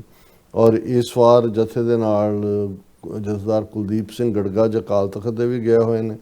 ਔਰ ਉਹਨਾਂ ਨੇ ਕਿਹਾ ਵੀ ਅਸੀਂ ਗੁਰੂ ਨਾਨਕ ਪਾਤਸ਼ਾਹ ਦੀ ਇਸ ਪਵਿੱਤਰ ਧਰਤੀ ਨੂੰ ਮੁਹੱਬਤ ਕਰਦੇ ਹਾਂ, ਸਾਡੀ ਜਿੰਦ ਜਾਨ ਹੈ। ਔਰ ਸਿੱਖ ਕਮਿਊਨਿਟੀ ਪਾਕਿਸਤਾਨ ਦੀ ਸਰਕਾਰ ਦੀ ਬਹੁਤ ਸ਼ੁਕਰਗੁਜ਼ਾਰ ਹੈ ਜੋ ਉਹਨਾਂ ਨੇ ਸਾਨੂੰ ਸਤਿਕਾਰ ਔਰ ਮਾਣ ਦਿੱਤਾ ਹੈ ਔਰ ਦਿੰਦੇ ਨੇ। ਇਹ ਗੁਰੂ ਨਾਨਕ ਪਾਤਸ਼ਾਹ ਦੀ ਧਰਤੀ ਹੈ ਔਰ ਇੱਥੋਂ ਜਿਹੜੀ ਇਸ ਮਿੱਟੀ ਦੀ ਪਵਿੱਤਰਤਾ ਹੈ ਉਸ ਬਾਰੇ ਜਿੰਨਾ ਕਿਹਾ ਜਾਏ ਉਹ ਘੱਟ ਹੈ। ਸਾਡਾ ਜਿਹੜਾ ਸੁਨੇਹਾ ਹੈ ਉਹ ਅਮਨ ਦਾ ਔਰ ਭਰਾਤਰੀ ਭਾਵ ਦਾ ਹੈ ਔਰ ਅਸੀਂ ਜਿਹੜਾ ਹੈ ਉਹ ਅਮਨ ਅਮਾਨ ਚਾਹੁੰਦੇ। ਔਰ ਇਸੇ ਤਰ੍ਹਾਂ ਜਿਹੜੀ ਜਥੇ ਦੀ ਲੀਡਰ ਬੀਬੀ ਨੇ, ਸ਼੍ਰੋਮਣੀ ਕਮੇਟੀ ਮੈਂਬਰ ਬੀਬੀ ਗੁਰਵਿੰਦਰ ਕੌਰ, ਉਹਨਾਂ ਨੇ ਕਿਹਾ ਕਿ ਭਾਈ ਗੁਰੂ ਨਾਨਕ ਪਾਤਸ਼ਾਹ ਨੇ ਔਰਤਾਂ ਦੇ ਹੱਕਾਂ ਔਰ ਉਹਨਾਂ ਦੇ ਸਵੈਮਾਣ ਦੀ ਰੱਖਿਆ ਕੀਤੀ। Special arrangements have been made for women and we received great respect। ਸੋ ਇਹਦੇ ਬਾਵਜੂਦ ਕਿ ਭਾਰਤੀ ਹਕੂਮਤ ਦਾ ਜਿਹੜਾ ਨੈਗੇਟਿਵ ਪ੍ਰੋਪੇਗੈਂਡਾ ਉਹ ਆਪਣੇ ਪੂਰੇ ਜ਼ੋਰ ਤੇ ਹੁੰਦਾ ਹੈ। ਈਵਨ ਇਸ ਜਥੇ ਨਾਲ ਜੁੜੀ ਇੱਕ ਘਟਨਾ ਨੂੰ ਵੀ ਉਹਨਾਂ ਨੇ ਕੋਸ਼ਿਸ਼ ਕੀਤੀ। ਕੋਈ ਜਿਹੜੇ ਪਾਕਿਸਤਾਨੀ ਸ਼ਹਿਰੀ ਸੀ ਪਹਿਲਾਂ 1999 ਤੱਕ, ਮਿਸਟਰ ਚੰਦ, ਉਹਨੇ ਪਾਕਿਸਤਾਨੀ ਸਿਟੀਜ਼ਨਸ਼ਿਪ ਛੱਡੀ ਔਰ 2010 ਦੇ ਵਿੱਚ ਉਹ ਇੰਡੀਅਨ ਸਿਟੀਜ਼ਨ ਬਣਿਆ ਔਰ ਉਹ ਵੀ ਨਾਲ ਆਪਣੇ 6-7 ਮੈਂਬਰਾਂ ਦੇ ਉਸ ਜਥੇ ਦਾ ਹਿੱਸਾ ਬਣਾ ਕੇ ਉਹਨਾਂ ਨੇ ਭੇਜਿਆ ਸੀ। ਪਰ ਪਾਕਿਸਤਾਨੀ ਅਫੀਸ਼ੀਅਲਸ ਨੇ ਉਹਨੂੰ ਕਿਹਾ ਵੀ ਨਹੀਂ, ਤੂੰ ਨਹੀਂ ਆ ਸਕਦਾ। ਹਾਲਾਂ ਉਹਨੇ ਕਿਹਾ ਕਿ ਜੀ ਮੈਨੂੰ ਹਿੰਦੂ ਹੋਣ ਕਰਕੇ ਨਹੀਂ ਆਣ ਦਿੱਤਾ ਗਿਆ, ਪਰ ਗੱਲ ਇਹ ਨਹੀਂ ਹੈ। ਗੱਲ ਇਹ ਹੈ ਕਿ ਵੀ ਜਿਹਨੇ ਪਾਕਿਸਤਾਨੀ ਸਿਟੀਜ਼ਨਸ਼ਿਪ ਛੱਡੀ ਉਹਨੇ ਉੱਥੇ ਜਾ ਕੇ ਇਹੀ ਕਿਹਾ ਹੋਏਗਾ ਜੀ ਮੇਰੇ ਨਾਲ ਬਹੁਤ ਜ਼ੁਲਮ ਹੋ ਰਿਹਾ ਹੈ। ਦੂਜਾ ਹੁਣ ਜਦੋਂ ਵਾਪਸ ਉਹ ਜਾ ਰਿਹਾ ਹੈ ਤੇ ਈਵਨ ਪਾਕਿਸਤਾਨ ਦੀਆਂ ਏਜੰਸੀਆਂ ਨੂੰ ਵੀ ਹੁੰਦਾ ਵੀ ਇਹ ਉਹਨਾਂ ਦੇ ਲਈ ਸਪਾਈਂਗ ਜਸੂਸੀ ਦਾ ਵੀ ਹੋ ਸਕਦਾ ਹੈ ਕਿ ਵੀ ਉੱਥੇ ਰਿਕਰੂਟ ਕਰਨ ਜਾਂ ਦੂਜੇ। ਸੋ ਇਹ ਇਵੇਂ ਹੀ ਹੈ ਜਿਵੇਂ ਤੁਸੀਂ ਇੱਕ ਵਾਰੀ ਅਸਾਈਲਮ ਲੈਂਦੇ ਹੋ, ਫਿਰ ਕਹੋ ਜੀ ਅਸੀਂ ਗ੍ਰੀਨ ਕਾਰਡ ਦੇ ਉੱਤੇ ਫਿਰ ਜਾਣਾ। ਔਰ ਜਿਵੇਂ ਹੁਣ ਰੋਕਿਆ ਜਾਂਦਾ ਉਹਦਾ ਕਾਰਨ ਹੈ ਕਿ ਵੀ ਜਿਸ ਕਾਰਨ ਕਰਕੇ ਤੁਸੀਂ ਲਈ ਅਸਾਈਲਮ, ਤੁਸੀਂ ਉੱਥੇ ਵਾਪਸ ਜਾ ਰਹੇ ਹੋ ਦਾ ਮਤਲਬ ਹਾਲਾਤ ਨਾਰਮਲ ਨੇ। ਸੋ ਇਹਨੂੰ ਵੀ ਇਹਨਾਂ ਨੇ ਵੱਡੀ ਖਬਰ ਬਣਾਇਆ ਕਿ was denied entry to Pakistan being a Hindu. ਇਸ ਕਿਸਮ ਦੀਆਂ ਖਬਰਾਂ ਵੀ ਲਾਈਆਂ ਨੇ। ਲੇਕਿਨ ਅਸੀਂ ਆਪਣੇ ਵਿਸ਼ੇ ਵੱਲ ਪਰਤਦੇ ਕਿ ਗੁਰੂ ਨਾਨਕ ਪਾਤਸ਼ਾਹ ਨੇ ਜਿਹੜਾ ਉਹਨਾਂ ਦੀਆਂ ਟੀਚਿੰਗਸ ਨੇ ਉਹ ਸੱਚ, ਹੱਕ, ਇਨਸਾਫ ਦਾ ਰਸਤਾ ਹੈ, ਉਹ ਇਨਸਾਨੀ ਪਿਆਰ ਦਾ ਰਸਤਾ ਹੈ, ਉਹ ਜੀਵਨ ਦੇ ਵਿੱਚ ਨੇਕ ਕਰਮ ਕਰਨ ਦਾ ਰਸਤਾ ਹੈ, ਉਹ ਜ਼ਾਲਮ ਨੂੰ ਵੰਗਾਰਨ ਦਾ ਰਸਤਾ ਹੈ। ਔਰ ਬਗਦਾਦ ਦੇ ਵਿੱਚ ਜਿਵੇਂ ਅਸੀਂ ਭਾਈ ਗੁਰਦਾਸ ਜੀ ਦਾ ਜ਼ਿਕਰ ਕਰ ਰਹੇ ਕਿ ਬਗਦਾਦ ਦੇ ਵਿੱਚ ਜਦੋਂ ਹਾਜ਼ੀਆਂ ਦੇ ਨਾਲ, ਕਿਉਂਕਿ ਬਗਦਾਦ ਬਹੁਤ ਵੱਡਾ ਇਸਲਾਮਿਕ ਸਿਵਲਾਈਜੇਸ਼ਨ ਦਾ ਸੈਂਟਰ ਸੀ ਔਰ ਗੁਰੂ ਨਾਨਕ ਪਾਤਸ਼ਾਹ ਉੱਥੇ ਗਏ ਜਦੋਂ ਖਾਸ ਤੌਰ 'ਤੇ ਹੱਜ ਦਾ ਮੌਕਾ ਹੁੰਦਾ ਹੈ ਔਰ ਵੱਡੀ ਗਿਣਤੀ 'ਚ ਹਾਜ਼ੀ ਚਾਰ ਚੁਫੇਰਿਓਂ ਇਕੱਠੇ ਹੁੰਦੇ ਨੇ। ਔਰ ਉੱਥੇ ਜਿਹੜੀ ਉਹਨਾਂ ਦਾ, ਕਿਉਂਕਿ ਉਹ ਇੱਕ ਐਕੈਡੈਮਿਕ ਸੈਂਟਰ ਵੀ ਸੀ ਇਸਲਾਮਿਕ ਸਿਵਲਾਈਜੇਸ਼ਨ ਦਾ, ਉਹਦੇ ਜਿਹੜੀ ਡਿਬੇਟ ਹੁੰਦੀ ਹੈ, ਡਿਸਕਸ਼ਨ ਹੁੰਦੀ ਹੈ, ਉਸ ਦੇ ਵਿੱਚ ਜਿਹੜਾ ਉਹ ਸਵਾਲ ਪੁੱਛਿਆ ਜਾਂਦਾ ਹੈ ਕਿ ਹੁਣ ਗੁਰੂ ਨਾਨਕ ਪਾਤਸ਼ਾਹ ਆਪਣੀ ਬਾਣੀ ਜਿਹੜੀ ਉਹਨਾਂ ਨੂੰ ਨਾਜ਼ਲ ਹੁੰਦੀ ਹੈ ਉਹ ਨਾਲ ਦੀ ਨਾਲ ਲਿਖਦੇ ਨੇ। ਉਹਨਾਂ ਦੇ ਕੋਲ ਉਸ ਦੀ ਜਿਹੜੀ ਹੈ ਉਹ ਪੁਸਤਕ ਹੈ ਤੇ ਉਹ ਉਹਨਾਂ ਨੇ ਇਹ ਕਹਿੰਦੇ ਨੇ ਕਿ ਬਾਬਾ ਤੂੰ ਜੋ ਤੁਸੀਂ ਕਹਿੰਦੇ ਹੋ, ਜੋ ਤੁਹਾਡਾ ਕਲਾਮ ਹੈ, ਉਹਦੇ ਹੀ ਤੁਸੀਂ ਦੱਸੋ ਕਿ ਤੁਸੀਂ ਹਿੰਦੂ ਮਜ਼ਹਬ ਨੂੰ ਉੱਤਮ ਮੰਨਦੇ ਹੋ ਜਾਂ ਇਸਲਾਮ ਨੂੰ ਜਿਹੜਾ ਉਹ ਵਧੀਆ ਗਿਣਦੇ ਹੋ। ਔਰ ਉਸ ਦੇ ਉੱਤੇ ਵੀ ਫਿਰ ਭਾਈ ਗੁਰਦਾਸ ਜੀ ਦੀ ਵਾਰ ਹੈ ਜਿਹਦੇ 'ਚ ਉਹਨਾਂ ਨੇ ਕਿਹਾ ਕਿ ਪੁੱਛਣ ਖੋਲ ਕਿਤਾਬ ਨੂੰ ਹਿੰਦੂ ਵੱਡਾ ਕਿ ਮੁਸਲਮਾਨ ਹੋਈ, ਬਾਬਾ ਆਖੇ ਹਾਜੀਆਂ ਸ਼ੁਭ ਅਮਲਾਂ ਬਾਝੋਂ ਦੋਨੋਂ ਰੋਈ। ਉਹ ਕਹਿੰਦੇ ਨੇ ਕਿ ਵੀ ਦੱਸੋ ਹਿੰਦੂ ਵੱਡਾ ਕਿ ਮੁਸਲਮਾਨ, ਤੇ ਬਾਬਾ ਗੁਰੂ ਨਾਨਕ ਪਾਤਸ਼ਾਹ ਫਰਮਾਉਂਦੇ ਨੇ ਕਿ ਰੱਬ ਦੀ ਦਰਗਾਹ ਦੇ ਵਿੱਚ ਸ਼ੁਭ ਅਮਲ ਹੈ ਤੁਹਾਡੀ ਪ੍ਰੈਕਟੀਕਲ ਲਾਈਫ, ਤੁਸੀਂ ਜ਼ਿੰਦਗੀ 'ਚ ਕੀਤਾ ਕੀ ਹੈ, ਇਹਨੇ ਫੈਸਲਾ ਕਰਨਾ ਹੈ, ਤੁਹਾਡੇ ਉੱਤੇ ਲੱਗੀ ਮੋਹਰ ਨੇ ਨਹੀਂ ਕਰਨਾ। ਔਰ ਮੈਂ ਸਮਝਦਾ ਵੀ ਜਦੋਂ ਅਲਾਮਾ ਇਕਬਾਲ ਗੁਰੂ ਨਾਨਕ ਪਾਤਸ਼ਾਹ ਨੂੰ ਮਰਦੇ ਕਾਮਿਲ ਕਹਿੰਦੇ ਨੇ, ਔਰ ਇਸਲਾਮ ਦੇ ਵਿੱਚ ਉਹ ਗੁੜੁੱਚ ਨੇ, ਉਹਨਾਂ ਇਸਲਾਮ ਦੀ ਜਿਹੜਾ ਮੁਹੱਬਤ ਦਾ ਮੈਸੇਜ ਹੈ ਉਹ ਅਲਾਮਾ ਇਕਬਾਲ ਦੇ ਜਿਹੜਾ ਰੋਮ 'ਚ ਵਸਿਆ ਹੋਇਆ, ਤੇ ਉਹ ਜਦੋਂ ਇਹ ਸ਼ੇਅਰ ਕਹਿੰਦੇ ਨੇ ਕਿ ਅਮਲ ਸੇ ਜ਼ਿੰਦਗੀ बनती है, जन्नत भी जहन्नम भी, ये खाकी अपनी फितरत में ना ਨੂਰੀ है ना ਨਾਰੀ ਹੈ। ਇਹ ਐਗਜ਼ੈਕਟਲੀ ਉਹੀ ਹੈ ਸ਼ੁਭ ਅਮਲਾਂ ਬਾਝੋਂ ਦੋਨੋਂ ਰੋਈ, ਕਿ ਅਲਟੀਮੇਟਲੀ ਤੁਹਾਡੇ ਅਮਲਾਂ ਨੇ ਦੱਸਣਾ ਕਿ ਵੀ ਤੁਹਾਡੇ ਲਈ ਰੱਬ ਨੇ ਜੰਨਤ ਦੇ ਦਰਵਾਜ਼ੇ ਖੋਲ੍ਹਣੇ ਨੇ ਕਿ ਤੁਹਾਨੂੰ ਜਹੰਨਮ ਦੇ ਵਿੱਚ ਧੱਕਾ ਦੇਣਾ। ਅਮਲ ਦੇ ਨਾਲ ਬਾਕੀ ਇਹ ਜਿਹੜਾ ਖਾਕ ਦਾ ਬਣਿਆ ਹੋਇਆ ਪੰਜ ਜਿਹੜਾ ਤੱਤਾਂ ਦਾ ਬਣਿਆ ਪੁਤਲਾ, ਇਹਦੀ ਫਿਤਰਤ ਜਿਹੜੀ ਹੈ ਉਹ ਤੁਹਾਨੂੰ ਨੂਰ ਨਾਲ ਵੀ ਜੋੜ ਸਕਦੀ ਹੈ। ਇਸ ਦੇ ਵਿੱਚ ਉਹ ਡਿਵਾਈਨ ਰੱਬੀ ਗੁਣ ਵੀ ਨੇ, ਨਾਰ ਅੱਗ ਨੂੰ ਕਹਿੰਦੇ ਨੇ, ਉਹ ਵਿਸ਼ਿਆ ਵਿਕਾਰਾਂ ਦੀ ਅੱਗ ਹੈ, ਦੁਨੀਆਦਾਰੀ ਦੀ ਅੱਗ ਹੈ, ਐਸ਼ਪਰਸਤੀ ਦੀ ਅੱਗ ਹੈ, ਝੂਠ ਦੂਜੇ ਤੀਜੇ ਦੀ ਹੈ। ਔਰ ਇਹੀ ਪ੍ਰਿੰਸੀਪਲਸ ਜਿਹੜੇ ਗੁਰੂ ਨਾਨਕ ਪਾਤਸ਼ਾਹ ਨੇ ਬਗਦਾਦ 'ਚ ਡਿਫਾਈਨ ਕੀਤਾ, ਇਸ ਨੂੰ ਹੀ ਜਦੋਂ ਅਸੀਂ ਉਹ ਗੁਰੂ ਨਾਨਕ ਪਾਤਸ਼ਾਹ ਦੀ ਬਾਣੀ 'ਚੋਂ ਉਹਨਾਂ ਦੇ ਸਿਧਾਂਤ ਨੂੰ ਦੇਖਦੇ ਹਾਂ ਤਾਂ ਫਿਰ ਇਹ ਹੈ ਕਿ ਭਾਈ ਗੁਰ ਪੀਰ ਸਦਾਏ ਮੰਗਣ ਜਾਏ, ਤਾਂ ਕਿ ਮੂਲ ਨਾ ਲੱਗੀਐ ਪਾਏ, ਘਾਲ ਖਾਏ ਕਿਛ ਹੱਥੋਂ ਦੇ ਨਾਨਕ ਰਾਹ ਪਛਾਣੇ ਸੇ। ਕਿ ਭਾਈ ਗੁਰੂ ਪੀਰ ਬਣੇ ਹੋਏ ਨੇ, ਲੋਕਾਂ ਦੇ ਘਰੀ ਮੰਗਣ ਜਾਂਦੇ ਨੇ, ਫਿਰ ਗ੍ਰਸਤ ਨੂੰ ਮਾੜਾ ਵੀ ਕਹਿੰਦੇ ਨੇ, ਬੜੇ ਬੜੇ ਚੋਲੇ ਪਾਏ, ਬੜੇ ਬੜੇ ਬਾਬੇ, ਢਿੱਡ ਉਹਨਾਂ ਦਾ। ਵੈਸੇ ਮੈਂ ਦੇਖ ਰਿਹਾ ਸੀ ਇੱਕ ਦਿਨ ਵੀ ਹਿਊਮਨ ਬਾਡੀ ਦਾ ਇੱਕ ਐਸਾ ਆਰਗਨ ਹੈ ਜਿਹੜਾ ਆਪਣੇ ਸਾਈਜ਼ ਤੋਂ 50 ਗੁਣਾ ਵੱਡਾ ਹੋ ਸਕਦਾ, ਤੇ ਉਹ ਢਿੱਡ ਹੈ। ਤੇ ਉਹ ਵਾਕਿਆ ਹੀ 50 ਗੁਣਾ ਨਾ ਸੀ, 30-35 ਗੁਣਾ ਤਾਂ ਉਹਨਾਂ ਨੇ ਆਪਣੇ ਮੁੱਢਲੇ ਸਾਈਜ਼ ਤੋਂ ਵੱਡਾ ਕੀਤਾ ਹੁੰਦਾ। ਤੇ ਔਰ ਲੋਕ ਵੀ ਸਮਝਦੇ ਨੇ ਵੀ ਪਤਾ ਨਹੀਂ ਇਹਨਾਂ ਨੇ ਸੁਖਮਣੀ ਸਾਹਿਬ ਦੀਆਂ ਪੁੜੀਆਂ ਸਾਨੂੰ ਬਣਾ ਕੇ ਦੇ ਦੇਣੀਆਂ, ਸਾਡਾ ਜਿਹੜਾ ਉਹ ਕਿਉਂਕਿ ਆਪ ਕੋਈ ਵੀ ਸੱਚ ਹੱਕ ਇਨਸਾਫ ਦੇ ਰਸਤੇ ਤੇ ਤੁਰਦਿਆਂ ਕਮਾਈ ਨਹੀਂ ਕਰਨਾ ਚਾਹੁੰਦਾ। ਤੇ ਹੁੰਦਾ ਕੀ ਹੈ, ਗੁਰੂ ਨਾਨਕ ਪਾਤਸ਼ਾਹ ਤੇ ਕਹਿੰਦੇ ਨੇ ਵੀ ਘਾਲ ਗੁਰੂ ਪੀਰ ਸਦਾਏ ਮੰਗਣ ਜਾਏ, ਤਾਂ ਕਿ ਮੂਲ ਨਾ ਲੱਗਿਆ ਵਾ, ਕਦੇ ਭੁੱਲ ਕੇ ਵੀ ਇਹਨਾਂ ਦੇ ਪੈਰੀ ਨਾ ਲੱਗਿਓ। ਘਾਲ ਖਾਏ, ਘਾਲੜਾਂ ਦੀ ਕਮਾਈ, ਕਿਰਤ ਕਮਾਈ, ਜਿਸ ਨੂੰ ਗੁਰੂ ਨਾਨਕ ਪਾਤਸ਼ਾਹ ਨੇ ਜ਼ਿੰਦਗੀ ਦੇ ਅਖੀਰਲੇ 18 ਸਾਲ ਕਰਤਾਰਪੁਰ ਸਾਹਿਬ ਦਾ ਮੁਕਾਮ ਕੀ ਹੈ। ਔਰ ਜਿਹੜੇ ਸਾਡੇ ਕੁਛ ਵੀਰ ਭੈਣਾਂ ਦੀਦਾਰ ਕਰਕੇ ਆਏ ਨੇ, ਆਉਂਦੇ ਨੇ, ਉਹ ਕਹਿਣਗੇ ਜੀ ਉਸ ਮਿੱਟੀ ਦੀ ਵਿੱਚ ਤੁਸੀਂ ਗੁਰੂ ਨਾਨਕ ਸਾਹਿਬ ਦੇ ਪਸੀਨੇ ਦੀ ਖੁਸ਼ਬੂ ਦੇਖ ਸਕਦੇ ਹੋ। ਹੁਣ ਜਦੋਂ ਤੁਸੀਂ ਦੇਖਦੇ ਹੋ ਵੀ ਕਿਰਤੀ ਦਾ ਪਸੀਨਾ ਵੀ ਇੱਕ ਫ੍ਰੈਗਰੈਂਸ ਹੈ, ਬਿਲਕੁਲ, ਕਿਉਂਕਿ ਗੁਰੂ ਨਾਨਕ ਪਾਤਸ਼ਾਹ ਨੇ ਉਹ ਕਰਕੇ ਦੱਸਿਆ ਕਿ ਘਾਲ ਖਾਏ ਕਿ ਛੱਥੋਂ ਦੇ ਕੇ ਰੱਬ ਦਾ ਰਸਤਾ ਉਹਨਾਂ ਦੇ ਲਈ ਖੁੱਲ੍ਹਦਾ ਜਿਹਨੇ ਘਾਲਣਾ ਦੀ ਕਮਾਈ ਵੀ ਕਰਨੀ ਹੈ, ਔਰ ਫਿਰ ਉਸ ਨੂੰ ਵੀ ਵੰਡ ਕੇ ਛਕਣਾ, ਕਿਰਤ ਕਰਨਾ, ਨਾਮ ਜਪਣਾ, ਵੰਡ ਛਕਣਾ। ਔਰ ਇਹ ਪਿਆਰ ਦਾ ਸੁਨੇਹਾ ਚਾਰ ਚਫੇਰੇ। ਔਰ ਜਦੋਂ ਜਿਵੇਂ ਤੁਸੀਂ ਕਿਹਾ ਵੀ ਪੰਜਾਬ ਦੀਆਂ ਲੋਕ ਬੋਲੀਆਂ ਹਿੰਦੂ ਕਾ ਗੁਰੂ ਮੁਸਲਮਾਨ ਕਾ ਪੀਰ, ਤੇ ਇਹਦੇ ਪਹਿਲੇ ਲਫ਼ਜ਼ ਵੀ ਬੜੇ ਅਹਿਮੀਅਤ ਵਾਲੇ ਨੇ। ਬਾਬਾ ਨਾਨਕ ਸ਼ਾਹ ਫਕੀਰ, ਸ਼ਾਹ ਬਾਦਸ਼ਾਹ ਚੋਂ ਨਿਕਲਿਆ। ਕਿ ਜਦੋਂ ਅਸੀਂ ਰਾਜਯੋਗ ਦੀ ਗੱਲ ਕਰਦੇ ਹਾਂ, ਮੀਰੀ ਪੀਰੀ ਦੀ ਗੱਲ ਕਰਦੇ ਹਾਂ, ਭਗਤੀ ਸ਼ਕਤੀ ਦੀ ਗੱਲ ਕਰਦੇ ਹਾਂ, ਸੰਤ ਸਿਪਾਹੀ ਦੀ ਗੱਲ ਕਰਦੇ ਹਾਂ, ਤੇ ਗੁਰੂ ਨਾਨਕ ਸਾਹਿਬ ਪਾਤਸ਼ਾਹ ਦੇ ਪਾਤਸ਼ਾਹ ਨੇ। ਔਰ ਫਕੀਰੀ ਗੁਰੂ ਨਾਨਕ ਪਾਤਸ਼ਾਹ ਦੀ ਇੱਕ ਪ੍ਰੋਫੈਸਰ ਪੰਜਾਬੀ ਯੂਨੀਵਰਸਿਟੀ ਪਟਿਆਲੇ ਦੇ ਉਹ ਕਹਿਣਗੇ, ਕਿਉਂਕਿ ਤਹਿਰਾਨ ਵੀ ਗੁਰੂ ਨਾਨਕ ਪਾਤਸ਼ਾਹ ਗਏ ਈਰਾਨ 'ਚ, ਉੱਥੇ ਗੁਰੂ ਨਾਨਕ ਪਾਤਸ਼ਾਹ ਦੀ ਯਾਦ ਦੇ ਵਿੱਚ ਇੱਕ ਇਤਿਹਾਸਕ ਗੁਰਦੁਆਰਾ ਹੈ, ਜਦੋਂ ਸ਼ਾਹ ਫਿਰਾਨ ਸੀ ਉਹਨੇ ਪਰਮਿਸ਼ਨ ਦਿੱਤੀ ਸੀ, ਹੁਣ ਵੀ ਹੈ। ਔਰ ਉਹ ਕਹਿਣ ਲੱਗੇ ਵੀ ਤਹਿਰਾਨ ਦੇ ਸ਼ਹਿਰ ਵਾਸੀਆਂ ਨੇ ਕਿਹਾ ਕਿ ਵੀ ਅਸੀਂ ਜਿਹੜਾ ਹੈ ਉਹ ਗੁਰੂ ਨਾਨਕ ਪਾਤਸ਼ਾਹ ਨੂੰ ਦੀ ਯਾਦ ਦੇ ਵਿੱਚ ਇੱਕ ਗੇਟ ਬਣਾਉਣਾ ਚਾਹੁੰਦੇ, ਜਿਹੜਾ ਹਾਲਾਂਕਿ ਗੁਰਦੁਆਰਾ ਸਾਹਿਬ ਤੋਂ ਡਿਸਟੈਂਸ 'ਤੇ ਹੈ, ਰੇਲਵੇ ਸਟੇਸ਼ਨ ਦੇ ਨੇੜੇ ਤੇੜੇ ਜਾਂ ਕਿਵੇਂ। ਕਹਿਣ ਲੱਗੇ ਵੀ ਜਦੋਂ ਗੇਟ ਬਣ ਗਿਆ, ਉਹਨਾਂ ਨੇ ਕਿਹਾ ਹੁਣ ਇਹਦਾ ਨਾਂ ਕੀ ਰੱਖੀਏ। ਤੇ ਉਹਨਾਂ ਦੇ ਜਿਹੜੇ ਸਕਾਲਰ ਸੀ ਸ਼ੀਆ ਇਸਲਾਮ ਦੇ, ਉਹਨਾਂ ਨੇ ਕਿਹਾ ਜਿਹੜੇ ਸਿੱਖਾਂ ਨੂੰ ਵੀ ਸਾਨੂੰ ਆਪਣੇ ਨਬੀ ਦੀਆਂ ਬਾਤਾਂ ਸੁਣਾਓ, ਉਹਨਾਂ ਦੀਆਂ ਗੱਲਾਂ ਸੁਣਾਓ। ਸੋ ਉਹਨਾਂ ਨੇ ਬਹੁਤ ਸਾਰੀਆਂ ਸਾਖੀਆਂ, ਇੱਧਰ ਉੱਧਰ ਉਹ ਸੁਣਦੇ ਰਹੇ। ਫਿਰ ਇੱਕ ਨੇ ਕਿਹਾ ਵੀ ਗੁਰੂ ਨਾਨਕ ਪਾਤਸ਼ਾਹ ਨੇ ਕਦੇ ਵੀ ਪੈਸਾ ਕੋਲ ਨਹੀਂ ਰੱਖਿਆ। ਉਹ ਕਹਿੰਦੇ ਆ ਨਾਂ ਹੈ ਜਿਹੜਾ, ਔਰ ਉਸ ਦਾ ਨਾਂ ਜਿਹੜਾ ਦਰਵਾਜ਼ਾ-ਏ ਦੌਲਤ। ਉਹਨਾਂ ਨੇ ਕਿਹਾ ਵੀ ਜਿਸ ਨਬੀ ਦੇ ਕੋਲ ਦੌਲਤ ਨੇ, ਉਹਦੇ ਉਸ ਦਰਵਾਜ਼ੇ ਦੇ ਥੱਲੋਂ ਲੰਘਦਿਆਂ ਸਾਰੀਆਂ ਹੀ ਦੌਲਤਾਂ ਨੇ। ਔਰ ਫਿਰ ਜਦੋਂ ਮੈਂ ਉਹਨਾਂ ਦਾ ਹਰਪਾਲ ਸਿੰਘ ਪੰਨੂ ਨੇ, ਉਹਨਾਂ ਨੇ ਵਾਕਈ, ਕਿਉਂਕਿ ਉਹ ਵਿਜ਼ਿਟਿੰਗ ਪ੍ਰੋਫੈਸਰ ਵੀ ਨੇ ਤਹਿਰਾਨ ਯੂਨੀਵਰਸਿਟੀ 'ਚ, ਪੰਜਾਬੀ ਯੂਨੀਵਰਸਿਟੀ ਪਟਿਆਲਾ ਤੋਂ ਤਾਂ ਹੁਣ ਰਿਟਾਇਰ ਹੋ ਗਏ। ਔਰ ਫਿਰ ਇੱਕਦਮ ਮੇਰਾ ਧਿਆਨ ਜਿਹੜਾ ਜਨਮ ਸਾਖੀਆਂ ਦੇ ਅਕਾਊਂਟ 'ਚ ਹੈ ਕਿ ਭਾਈ ਮਰਦਾਨਾ ਤੁਰੇ ਜਾਂਦੇ ਨੇ ਔਰ ਇੱਕ ਥਾਂ ਤੇ ਮੁਕਾਮ ਕੀਤਾ, ਸੰਗਤ ਨੇ ਬੜਾ ਪਿਆਰ ਕੀਤਾ, ਅੱਗੋਂ ਪੜਾ ਜੰਗਲੋ ਜੰਗਲੀ ਤੁਰ ਪਏ। ਤੇ ਕਿਸੇ ਜਿਹੜਾ ਧਨਾੜ ਸਿੱਖ ਨੇ ਭਾਈ ਮਰਦਾਨਾ ਜੀ ਦੇ ਪੱਲੇ ਦੇ ਨਾਲ ਇੱਕ ਸੋਨੇ ਦੀ ਮੋਹਰ ਬੰਨ੍ਹ ਦਿੱਤੀ। ਉਹਨੇ ਕਿਹਾ ਵੀ ਫਕੀਰ ਨੇ ਕਿਤੇ ਲੋੜ ਹੋਏਗੀ। ਗੁਰੂ ਨਾਨਕ ਸਾਹਿਬ ਤੁਰੇ ਜਾਂਦੇ ਨੇ ਔਰ ਉਹਨਾਂ ਦੀ ਹਦਾਇਤ ਸੀ ਕਿ ਭਾਈ ਮਰਦਾਨਾ ਜੀ ਰੱਬ ਰਾਜ਼ਕ ਹੈ, ਪੱਲੇ ਕੁਛ ਨਹੀਂ ਬੰਨਣਾ। ਹੁਣ ਉਹ ਜਦੋਂ ਤੁਰੇ ਜਾਂਦੇ ਨੇ ਤੇ ਉਹ ਇੱਕ ਥਾਂ ਤੇ ਅੱਗੇ ਜਾ ਕੇ ਭਾਈ ਗੁਰੂ ਸਾਹਿਬ ਨੂੰ ਭਾਈ ਮਰਦਾਨਾ ਕਹਿੰਦਾ, ਬਾਬਾ ਜੀ ਡਰ ਜਿਹਾ ਲੱਗੀ ਜਾਂਦਾ। ਉਹ ਕਹਿੰਦੇ ਭਾਈ ਡਰ ਲੱਗਦਾ, ਜੋ ਕੋਲ ਹੈ ਉਹ ਸੁੱਟ ਦੇ।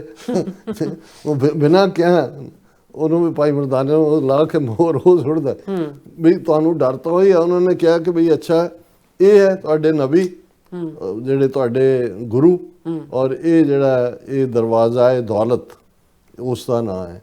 ਹੁਣ ਕਹਿਣ ਦਾ ਮਤਲਬ ਇਹ ਹੈ ਵੀ ਇਹ ਹੁਣ ਜਦੋਂ ਅਸੀਂ ਗੁਰੂ ਨਾਨਕ ਪਾਤਸ਼ਾਹ ਦੇ ਜੀਵਨ ਦੀਆਂ ਸਾਖੀਆਂ ਐਵੀਡੈਂਸ ਹੈ ਉਹਨਾਂ ਦੇ। ਹੁਣ ਕਿੰਨਾ ਬਚਪਨ ਤੋਂ ਅਸੀਂ ਜੇ ਸ਼ੁਰੂ ਕਰੀਏ ਤਾਂ ਇੱਕ ਲੰਬਾ ਵਕਤ ਉਸ ਦੀ ਚਰਚਾ ਦਾ ਹੈ। ਸੱਚੇ ਸੌਦੇ ਦੀ ਗੱਲ, ਖਰਾ ਸੌਦਾ, ਹਾਲਾਂਕਿ ਸੱਚਾ ਸੌਦਾ ਲਫ਼ਜ਼ ਬਾਅਦ 'ਚ ਹੈ, ਉੱਥੇ ਅਜੇ ਵੀ ਜਿਹੜੇ ਉੱਥੋਂ ਦੇ ਨੇ ਉਸ ਖਰਾ ਸੌਦਾ ਕਿ ਭਾਈ ਲੋੜਵੰਦਾਂ ਦੀ ਮਦਦ ਕਰਨ ਤੋਂ ਵਧੀਆ ਹੋਰ ਕਿਹੜਾ ਸੌਦਾ ਹੈ। ਬਿਲਕੁਲ। ਔਰ ਗੁਰੂ ਨਾਨਕ ਪਾਤਸ਼ਾਹ ਨੇ ਹਾਕਮਾਂ ਨੂੰ ਵੰਗਾਰਿਆ, ਜਿਵੇਂ ਜਥੇ ਦੀ ਬੀਬੀ ਨੇ ਕਿਹਾ ਔਰਤਾਂ ਦੇ ਹੱਕਾਂ ਦੀ ਗੱਲ।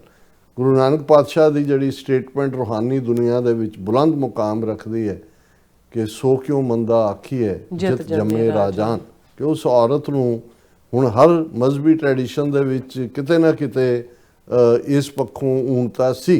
ਤੇ ਗੁਰੂ ਸਾਹਿਬ ਨੇ ਫਰਮਾਇਆ ਕਿ ਭਾਈ ਜਿਹਦੀ ਕੁੱਖ ਚੋਂ ਸੋਵਰਨ ਬਾਦਸ਼ਾਹ ਜਨਮ ਲੈਂਦੇ ਨੇ ਉਹ ਅਬਲਾ ਕਿਵੇਂ ਹੋ ਸਕਦੀ ਹੈ। ਸੋ ਕਿਉਂ ਮੰਦਾ ਆਖੀਏ ਜਿਤ ਜੰਮੇ ਰਾਜਾਨ।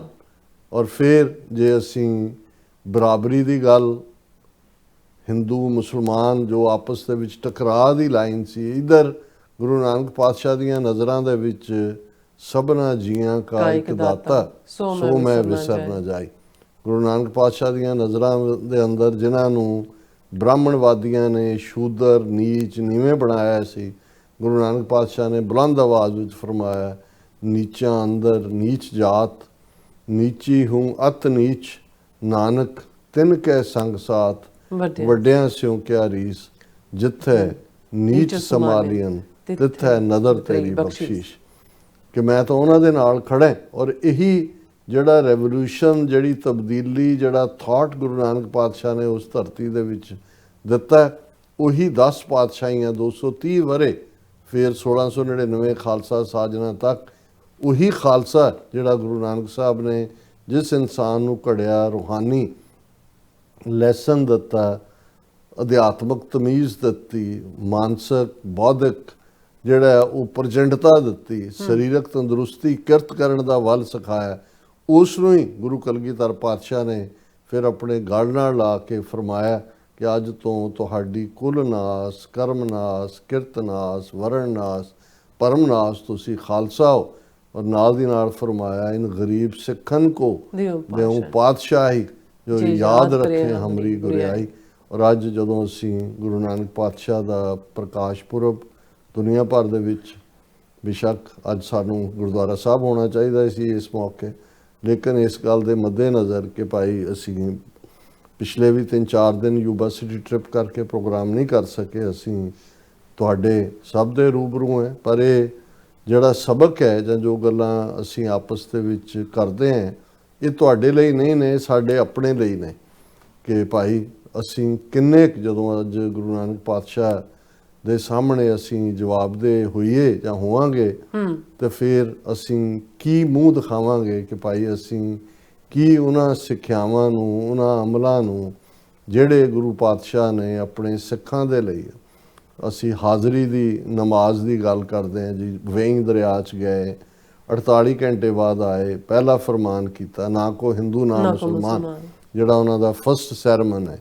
ਔਰ ਫਿਰ ਜਿਹੜੇ ਨੇ ਉਹ ਮੁੱਲਾ ਸੁਲਤਾਨਪੁਰ ਲੋਧੀ ਦੇ ਆਏ, ਕਹਿੰਦੇ ਜੀ ਜੇ ਤੁਹਾਡੇ ਕੋਈ ਫਰਕ ਹੀ ਨਹੀਂ ਹੈ ਤੇ ਚਲੋ ਸਾਡੇ ਨਾਲ ਨਮਾਜ਼ ਪੜ੍ਹੋ। ਉਹ ਕਹਿੰਦੇ ਚਲੋ ਜੀ। ਮਸੀਤ 'ਚ ਗਏ, ਉਹਨਾਂ ਦਾ ਨਵਾਬ ਵੀ ਹੈ, ਉਹਨਾਂ ਦਾ ਕਾਜ਼ੀ ਵੀ ਹੈ, ਔਰ ਉਹ ਜਦੋਂ ਨਮਾਜ਼ ਦੇ ਲਈ ਨਮਾਜ਼ ਅਦਾ ਕਰਦੇ ਨੇ, ਸਿਜਦਾ ਕਰ ਰਹੇ ਨੇ, ਗੁਰੂ ਸਾਹਿਬ ਆਪਣੀ ਮਸਤੀ ਦੇ ਵਿੱਚ ਜਿਹੜੇ ਨੇ ਖੜੇ ਨੇ, ਉਹਨਾਂ ਨੇ ਕਿਹਾ ਤੁਸੀਂ ਤਾਂ ਤੋਹੀਨ ਕੀਤੀ ਹੈ।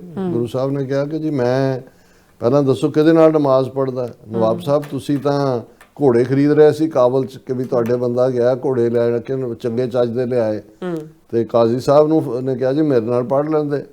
ਉਹ ਕਹਿੰਦੇ ਕਾਜ਼ੀ ਸਾਹਿਬ ਤੁਸੀਂ ਤਾਂ, ਤੁਹਾਡੀ ਘੋੜੀ ਸੂਈ ਹੈ, ਵਿਛੇਰਾ ਉਹਦਾ ਟੋਆ ਨਾਲ ਹੈ ਘਰ ਦੇ, ਤੁਹਾਡੇ ਤੋਂ ਲੱਗਾ ਵੀ ਕਿਤੇ ਵਿਛੇਰਾ ਉਹਦੇ 'ਚ ਨਾ ਜਾ ਵੜੇ। ਹੁਣ ਗੱਲ ਇਹ ਨਹੀਂ ਹੈ ਵੀ ਉਹਨਾਂ ਨੇ ਦੇਖੋ ਬਾਬਾ ਨਾਨਕ ਅੰਤਰਜਾਮੀ ਉਹਨਾਂ ਦੇ ਦਿਲ ਦੀ ਬੁੱਝ ਲਈ, ਇਹ ਸਾਡੇ ਲਈ ਹੈ। ਹੁਣ ਜਦੋਂ ਅਸੀਂ ਬਾਣੀ ਪੜ੍ਹਦੇ ਹਾਂ, ਜੇ ਹੁਣ ਗੁਰੂ ਨਾਨਕ ਪਾਤਸ਼ਾਹ ਨੇ ਮੁਸਲਮਾਨਾਂ ਨੂੰ ਔਰ ਭਾਈ ਵੀਰ ਸਿੰਘ ਨੇ ਕਿਹਾ ਹਾਜ਼ਰੀ ਦੀ ਨਮਾਜ਼, ਕਿ ਨਮਾਜ਼ ਉਹ ਹੈ ਤੁਸੀਂ ਹਾਜ਼ਰ ਹੋਵੋ। ਜਦੋਂ ਤੁਸੀਂ ਬਾਣੀ ਪੜ੍ਹਦੇ ਹੋ, ਪਾਠ ਕਰਦੇ ਹੋ, ਦੂਸਰਾ ਕਰਦੇ ਹੋ, ਤੇ ਜੇ ਤੁਹਾਡਾ ਧਿਆਨ ਹੀ ਕਿਤੇ ਹੋਰ ਹੀ ਘੁੰਮ ਰਿਹਾ ਹੁੰਦਾ ਹੈ ਤੇ ਉਹ ਤਾਂ ਫਿਰ ਘੋੜੇ ਖਰੀਦਣ ਤੇ ਘੋੜੀ ਦੇ ਬੱਚੇ ਦਾ ਵਿੱਚ ਨਾ ਡਿੱਗ ਪਏ, ਉਹੀ ਸਾਡਾ ਹਾਲ ਹੈ। ਸੋ ਇਹ ਹਰ ਚੀਜ਼ ਜਿਹੜੀ ਹੈ ਉਹ ਗੁਰੂ ਪਾਤਸ਼ਾਹ ਨੇ ਉਹ ਸਾਨੂੰ ਦਿੱਤੀ, ਉਹ ਰਸਤਾ ਦਿੱਤਾ, ਹੱਸਣਦਿਆਂ, ਖੇਲਣਦਿਆਂ, ਪਹਿਨਣਦਿਆਂ, ਖਾਵਣਦਿਆਂ ਵਿੱਚੇ ਹੋਵੇ ਮੁਕਤ, ਕਿ ਭਾਈ ਇਹ ਸਾਰਾ ਕੁਝ ਕਰਦੇ ਆ ਵੀ ਜੀਵਨ ਦੀਆਂ ਨਿਯਮਤਾਂ ਅਕਾਲ ਪੁਰਖ ਦੀਆਂ ਦਿੱਤੀਆਂ ਹੋਈਆਂ, ਪਰਿਵਾਰਾਂ ਦੀਆਂ ਖੁਸ਼ੀਆਂ, ਚੰਗਾ ਖਾਣਾ, ਚੰਗਾ ਰਹਿਣਾ। ਪਰ ਇੱਕ ਗੱਲ ਹਮੇਸ਼ਾ ਯਾਦ ਰੱਖੋ ਕਿ ਮੋਤੀ ਤਾਂ ਮੰਦਰ ਉਸਰੇ, ਰਤਨੀ ਤਾਂ ਹੋਏ ਜੜਾਓ, ਕਸਤੂਰ ਕੁੰਗੂ ਅਗਰ ਚੰਦਨ ਲੀਪ ਆਵੈ ਚਾਓ, ਮਤ ਦੇਖ ਭੂਲਾ ਵਿਸਰੈ ਤੇਰਾ ਚਿੱਤ ਨਾ ਆਵੇ ਨਾ। ਵੀ ਤੁਹਾਡੇ ਘਰ ਮੋਤੀਆਂ ਦੇ ਹੋਣ, ਮੋਤੀ ਤਾਂ ਮੰਦਰ ਉਸਰੇ, ਘਰ ਮੋਤੀਆਂ ਦੇ ਬਣਾਓ, ਉਹਨਾਂ ਦੇ ਵਿੱਚ ਜਿਊਲ ਲਾਲ ਜੜੋ, ਮੋਤੀ ਤਾਂ ਮੰਦਰ ਉਸਰੇ, ਰਤਨੀ ਤਾਂ ਹੋਏ ਜੜਾਓ, ਕਸਤੂਰ ਕੁੰਗੂ ਅਗਰ ਚੰਦਨ, ਇਹ ਸਾਰੀਆਂ ਹੀ ਫ੍ਰੈਗਰੈਂਸਿਸ ਨੇ। ਕਸਤੂਰੀ ਹੈ, ਕੇਸਰ ਹੈ, ਅਗਰ ਹੈ, ਅਗਰਬੱਤੀ, ਚੰਦਨ ਹੈ। ਉਹਨਾਂ ਨੇ ਕਿਹਾ ਵੀ ਉਸ ਮੋਤੀਆਂ ਦਾ ਘਰ ਜਿਹਦੇ ਵਿੱਚ ਤੁਸੀਂ ਜਿਊਲ ਜੜੇ ਹੋਏ ਨੇ, ਉਹਨਾਂ ਦੇ ਵਿੱਚ ਇਹ ਸਾਰੀਆਂ ਖੁਸ਼ਬੂਆਂ ਦਾ ਜਿਹੜਾ ਹੈ ਉਹ ਸਫੇਦੀ ਕਰਾਓ। ਇਹਨਾਂ ਖੁਸ਼ਬੂਆਂ ਕਸਤੂਰ ਕੁੰਗੂ ਅਗਰ ਚੰਦਨ ਲੀਪ ਆਵੇ ਚਾਓ, ਪਰ ਇੱਕ ਗੱਲ ਯਾਦ ਰੱਖੋ, ਮਤ ਦੇਖ ਭੂਲਾ ਵਿਸਰੈ ਤੇਰਾ ਚਿੱਤ ਨਾ ਆਵੇ ਨਾ। ਕਿਤੇ ਉਸ ਕਿਸਮ ਦੇ ਥਾਂ ਤੇ ਬੈਠ ਕੇ ਰੱਬ ਨਾ ਭੁੱਲੇ ਤੇ ਦੂਸਰੇ ਪਾਸੇ ਯਾਦ ਦਹਾਨੀ ਕਰਵਾਈ, ਭਲੀ ਸੁਹਾਵੀ ਛਾਪਰੀ ਜਾਂ ਮੈਂ ਗੁਣ ਗਾਏ, ਕਿਤ ਹੀ ਕਾਜ ਨਾ ਧੌਲ ਹਰ ਜਿਤ ਹਰ ਬਿਸਰਾਏ। ਕਿ ਉਹ ਛਪਰੀ ਚੰਗੀ ਹੈ, ਉਹ ਝੁੱਗੀ ਚੰਗੀ ਹੈ ਜਿਹਦੇ ਥੱਲੇ ਬੈਠ ਕੇ ਰੱਬ ਯਾਦ ਆਉਂਦਾ ਹੈ। ਭਲੀ ਸੁਹਾਵੀ ਛਾਪਰੀ ਜਾਂ ਮੈਂ ਗੁਣ ਗਾਏ, ਕਿਤ ਹੀ ਕਾਜ ਨਾ ਧੌਲ ਹਰ, ਉਹ ਮਹਿਲ ਉਹਨੂੰ ਜਿਹੜਾ ਉਹ ਨਕਾਰ ਦਿਓ ਜਿਤ ਹਰ ਬਿਸਰਾਏ। ਜਦੋਂ ਰੱਬ ਭੁੱਲੇ ਸੋ ਸਮੂਹ ਸਾਡੇ TV 84 ਦੇ ਦੁਨੀਆ ਭਰ 'ਚ ਬੈਠੇ, ਕਿਉਂਕਿ ਇੱਕ ਵੱਡੀ ਗਿਣਤੀ 'ਚ ਸਾਡੇ ਮੁਸਲਮਾਨ ਭੈਣ ਭਰਾ, ਪਾਕਿਸਤਾਨੀ ਭੈਣ ਭਰਾ, ਕਸ਼ਮੀਰ ਤੋਂ, ਭਾਰਤੀ ਕਬਜ਼ੇ ਵਾਲੇ ਕਸ਼ਮੀਰ 'ਚੋਂ ਵੀ ਸਾਡੇ ਨਾਲ ਜੁੜਦੇ ਨੇ, ਔਰ ਬਾਬਾ ਨਾਨਕ ਸਭ ਦੇ ਸਾਂਝੇ ਨੇ। ਅਸੀਂ ਸਮੁੱਚੇ, ਇੱਕ ਪਾਸੇ ਗੁਰੂ ਨਾਨਕ ਨਾਮ ਲੇਵਾ ਨੇ, ਸਿੱਖ ਸੰਗਤਾਂ ਨੇ, ਦੂਸਰੇ ਪਾਸੇ ਉਹ ਵੀ ਜਿਨ੍ਹਾਂ ਦਾ ਅਕੀਦਾ ਗੁਰੂ ਨਾਨਕ ਪਾਤਸ਼ਾਹ 'ਤੇ ਹੈ, ਜਿਹੜੇ ਗੁਰੂ ਨਾਨਕ ਪਾਤਸ਼ਾਹ ਨੂੰ ਸਰਕਾਰ ਕਹਿ ਕੇ, ਵਲੀ ਕਹਿ ਕੇ ਮੰਨਦੇ ਨੇ। ਠੀਕ ਹੈ, ਧਰਮਾਂ ਦੇ ਵਿੱਚ ਹਮੇਸ਼ਾ ਇਹ ਹੋਏਗਾ। ਸਾਡੇ ਲਈ ਗੁਰੂ ਨਾਨਕ ਪਾਤਸ਼ਾਹ ਹੀ ਜਿਹੜੇ ਸਾਡੀ ਅਗਵਾਈ ਵਾਲੇ ਪੇਸ਼ਵਾ ਨੇ, ਸਾਡੇ ਗੁਰੂ ਨੇ, ਲੋਕ ਪਰਲੋਕ ਦੇ ਰਾਖੇ ਨੇ। ਔਰ ਇਹੀ ਅਸੀਂ ਅਰਦਾਸ ਵੀ ਕਰਦੇ ਹਾਂ ਕਿ ਵੀ ਫਿਰਤ ਫਿਰਤ ਪ੍ਰਭ ਆਇਆ, ਪਰਿਆ ਤੋ ਸ਼ਰਨ ਆਏ, ਨਾਨਕ ਕੀ ਪ੍ਰਭ ਬੇਨਤੀ ਆਪਣੀ ਭਗਤੀ ਲਾਏ। ਇਹ ਵੀ ਮੰਗਦੇ ਹਾਂ, ਪਰ ਨਾਲ ਇਹ ਵੀ ਮੰਗਦੇ ਹਾਂ ਕਿ ਦੀਨ ਦਰਦ ਦੁੱਖ ਭੰਜਨਾ, ਘਟ ਘਟ ਨਾਥ ਅਨਾਥ, ਸ਼ਰਨ ਤੁਮਾਰੀ ਆਇਓ, ਨਾਨਕ ਕੇ ਪ੍ਰਭ ਸਾਧ। ਕਿ ਅਸੀਂ ਨਾਨਕ ਦਾ ਅੰਚਲ ਗਹਿ ਕੇ ਸਾਧਕ, ਅਸੀਂ ਗੁਰੂ ਨਾਨਕ ਪਾਤਸ਼ਾਹ ਦਾ ਪੱਲਾ ਫੜਿਆ ਹੋਇਆ ਤੇ ਹੇ ਅਕਾਲ ਪੁਰਖ ਤੇਰੀ ਦਰਗਾਹ 'ਚ ਆਏ। ਸੋ ਇਵੇਂ ਹੀ ਇਸਲਾਮ ਦੇ ਵਿੱਚ ਨਬੀ ਮੁਹੰਮਦ ਸਾਹਿਬ, ਉਹਨਾਂ ਨੂੰ ਜਿਹੜਾ ਉਹ ਅਖੀਰਲਾ ਪੈਗੰਬਰ ਦੇ ਤੌਰ ਤੇ ਉਹਨਾਂ ਦੀਆਂ ਟੀਚਿੰਗਸ ਨੇ। ਔਰ ਜਦੋਂ ਅਸੀਂ ਗੁਰੂ ਨਾਨਕ ਪਾਤਸ਼ਾਹ ਦੀ ਬਾਣੀ ਦੇ ਸਾਰੇ ਆਸਪੈਕਟ ਦੇਖੀਏ ਤੇ ਉਹਨਾਂ ਨੇ ਇਸਲਾਮ ਦਾ ਜਿਹੜਾ ਫੇਥਫੁਲ ਮੁਸਲਮਾਨ ਹੈ ਉਸ ਨੂੰ ਸਮਝਾਉਣ ਲਈ ਉਹਦੇ ਹੀ ਧਰਮ ਦੇ ਜਿਹੜੇ ਫੇਥ ਨੇ ਉਸ ਨੂੰ ਕੋਟ ਕੀਤਾ। ਜਿਵੇਂ ਪੰਜ ਨਮਾਜ਼ਾਂ ਨੇ ਜਿਹੜੀਆਂ ਲਾਜ਼ਮ ਨੇ ਹਰ ਮੁਸਲਮਾਨ ਦੇ ਉੱਤੇ। ਗੁਰੂ ਸਾਹਿਬ ਨੇ ਫਰਮਾਇਆ ਪੰਜ ਨਮਾਜ਼ਾਂ ਵਕਤ ਪੰਜ, ਪੰਜਾ ਪੰਜੇ ਨਾਓ, ਪਹਿਲਾ ਸੱਚ ਹਲਾਲ ਦੋਏ, ਤੀਜੀ ਖੈਰ ਖੁਦਾਏ, ਚੌਥੀ ਨੀਅਤ ਰਾਸ ਬਨ, ਪੰਜਵੀਂ ਸਿਫਤ ਸੁਣਾਏ, ਕਰਨੀ ਕਲਮਾ ਆਖ ਕੇ ਤਾਂ ਮੁਸਲਮਾਨ ਸਦਾਏ। ਕਿ ਇਹ ਮੁਸਲਮਾਨ ਆਪਣੇ ਆਪ ਨੂੰ ਕਹਿਣ ਵਾਲੇ ਤੂੰ ਪੰਜ ਨਮਾਜ਼ਾਂ ਪੜ੍ਹਦਾ ਪਰ ਤੇਰੀਆਂ ਪੰਜ ਨਮਾਜ਼ਾਂ ਚੋਂ ਪਹਿਲਾ ਸੱਚ, ਤੇਰੀ ਜ਼ਿੰਦਗੀ 'ਚ ਸੱਚ ਹੋਣਾ ਚਾਹੀਦਾ। ਇਹ ਪਹਿਲੀ ਨਮਾਜ਼ ਫਜਰ ਦੀ ਨਮਾਜ਼ ਤੈਨੂੰ ਸੱਚ ਦੇ ਰਸਤੇ ਹਲਾਲ ਦੋਏ, ਤੇਰੀ ਹੱਕ ਹਲਾਲ ਦੀ ਕਮਾਈ ਹੋਏ, ਇਹ ਤੇਰੀ ਦੂਸਰੀ ਨਮਾਜ਼ ਦਾ ਮੈਸੇਜ ਹੈ। ਤੀਜੀ ਖੈਰ ਖੁਦਾਏ, ਖੁਦਾ ਦੇ ਅੱਗੇ ਆਪਣਾ ਆਪਾ ਰੱਖ ਕੇ ਉਸ ਦੀ ਜਿਹੜੀ ਹੈ ਖੈਰ ਬੰਦਗੀ ਦੇ ਵਿੱਚ ਹੋਣਾ। ਚੌਥੀ ਨੀਅਤ ਰਾਸ, ਜੋ ਤੂੰ ਕਰ ਰਿਹਾ ਹੈ ਇਹ ਧਰਮ ਕਰਮ ਵਿੱਚ ਤੇਰੀ ਕੀ ਨੀਅਤ ਸਾਫ਼ ਹੈ। ਪੰਜਵੀਂ ਸਿਫਤ ਸੁਣਾ, ਤੂੰ ਉਸ ਅੱਲਾਹ ਤਾਲਾ ਦੀਆਂ ਸਿਫਤਾਂ ਕਰ ਰਹੇ, ਤੂੰ ਕਲਮਾ ਪੜਿਆ ਹੋਇਆ ਪਰ ਤੇਰਾ ਕਲਮਾ ਤੇ ਤੇਰੀ ਕਰਨੀ ਹੈ, ਤੇਰੇ ਐਕਸ਼ਨਸ ਨੇ। ਕਰਨੀ ਕਲਮਾ ਆਖ ਕੇ ਤਾਂ ਮੁਸਲਮਾਨ ਸਦਾ ਹੈ। ਹੁਣ ਇਹ ਕੋਈ ਛੋਟੀ ਗੱਲ ਨਹੀਂ ਹੈ। ਔਰ ਜੇ ਬਾਹਮਣ ਜਿਹੜਾ ਜਨਊ ਪਾਣ ਦੇ ਲਈ ਆਂਦਾ, ਗੁਰੂ ਸਾਹਿਬ ਰਿਜੈਕਟ ਕਰਦੇ ਨੇ ਵੀ ਤੇਰੇ ਤਾਂ ਹੈ ਨਹੀਂ। ਉਹਨਾਂ ਨੂੰ ਵੀ ਇਹ ਹੈ ਕਿ ਭਾਈ ਦਇਆ ਕਪਾ ਸੰਤੋਖ ਸੂਤ, ਜਤ ਗੰਢੀ ਸਤ ਵਟ, ਇਹ ਜਨਊ ਜੀ ਕਾ ਹੈ ਹੀ ਤਾਂ ਪਾਂਡੇ ਘਤ, ਨਾ ਇਹ ਟੁੱਟੈ ਨਾ ਮਲ ਲੱਗੈ, ਨਾ ਇਹ ਜਲੇ ਨਾ ਜਾਏ, ਧਨ ਸੋ ਮਾਨਸ ਨਾਨਕਾ ਜੋ ਗੱਲ ਚੱਲੇ ਪਾਏ। ਕਿ ਭਾਈ ਦਇਆ ਸੰਤੋਖ ਸਤ ਜਤ ਜੇ ਇਹ ਚੀਜ਼ਾਂ ਨਹੀਂ ਨੇ ਤੇ ਬਾਕੀ ਤਾਂ ਫਿਰ ਸਾਰੀ ਹਿਪੋਕਰੇਸੀ ਹੈ। ਅਸੀਂ ਸਿੱਖ ਕੌਮ, ਗੁਰੂ ਨਾਨਕ ਪਾਤਸ਼ਾਹ ਦੀ ਉਮਤ, ਇਹ ਜ਼ਰੂਰ ਆਪਣੇ ਆਪ ਨੂੰ ਪੁੱਛੀਏ ਕਿ ਅਸੀਂ ਸਿੱਖ ਪਰਿਵਾਰਾਂ 'ਚ ਪੈਦਾ ਹੋਏ, ਸਿੰਘ ਕੌਰ ਸਾਡੇ ਨਾਲ ਲੱਗਾ ਹੋਇਆ ਹੈ, ਗੁਰਦੁਆਰਿਆਂ 'ਚ ਅਸੀਂ ਜਾਂਦੇ ਵੀ ਹਾਂ, ਪਰ ਕਿਤੇ ਇਹ ਤਾਂ ਨਹੀਂ ਹੈ ਵੀ ਜਿਸ ਕਿਸਮ ਦਾ ਇੱਕ ਕਰਮ ਕਾਂਡ ਜਾਂ ਰਿਚੁਅਲਿਜ਼ਮ ਗੁਰੂ ਨਾਨਕ ਪਾਤਸ਼ਾਹ ਨੇ ਉਹ ਹਿੰਦੂਆਂ 'ਚ ਵੀ ਮੁਸਲਮਾਨਾਂ 'ਚ ਵੀ ਦੇਖਿਆ ਔਰ ਉਸ ਦੇ ਉੱਤੇ ਉਹਨਾਂ ਨੂੰ ਸਮਝਾਇਆ ਕਿ ਭਾਈ ਤੁਸੀਂ ਸੱਚ ਤੋਂ ਦੂਰ ਹੋ। ਅੱਜ ਗੁਰੂ ਨਾਨਕ ਦੀ ਆਪਣੀ ਉਮਤ ਵੀ ਕਿਤੇ ਉਸ ਸਭ ਦੇ ਵਿੱਚ ਤਾਂ ਨਹੀਂ ਗਵਾਚੀ ਹੋਈ।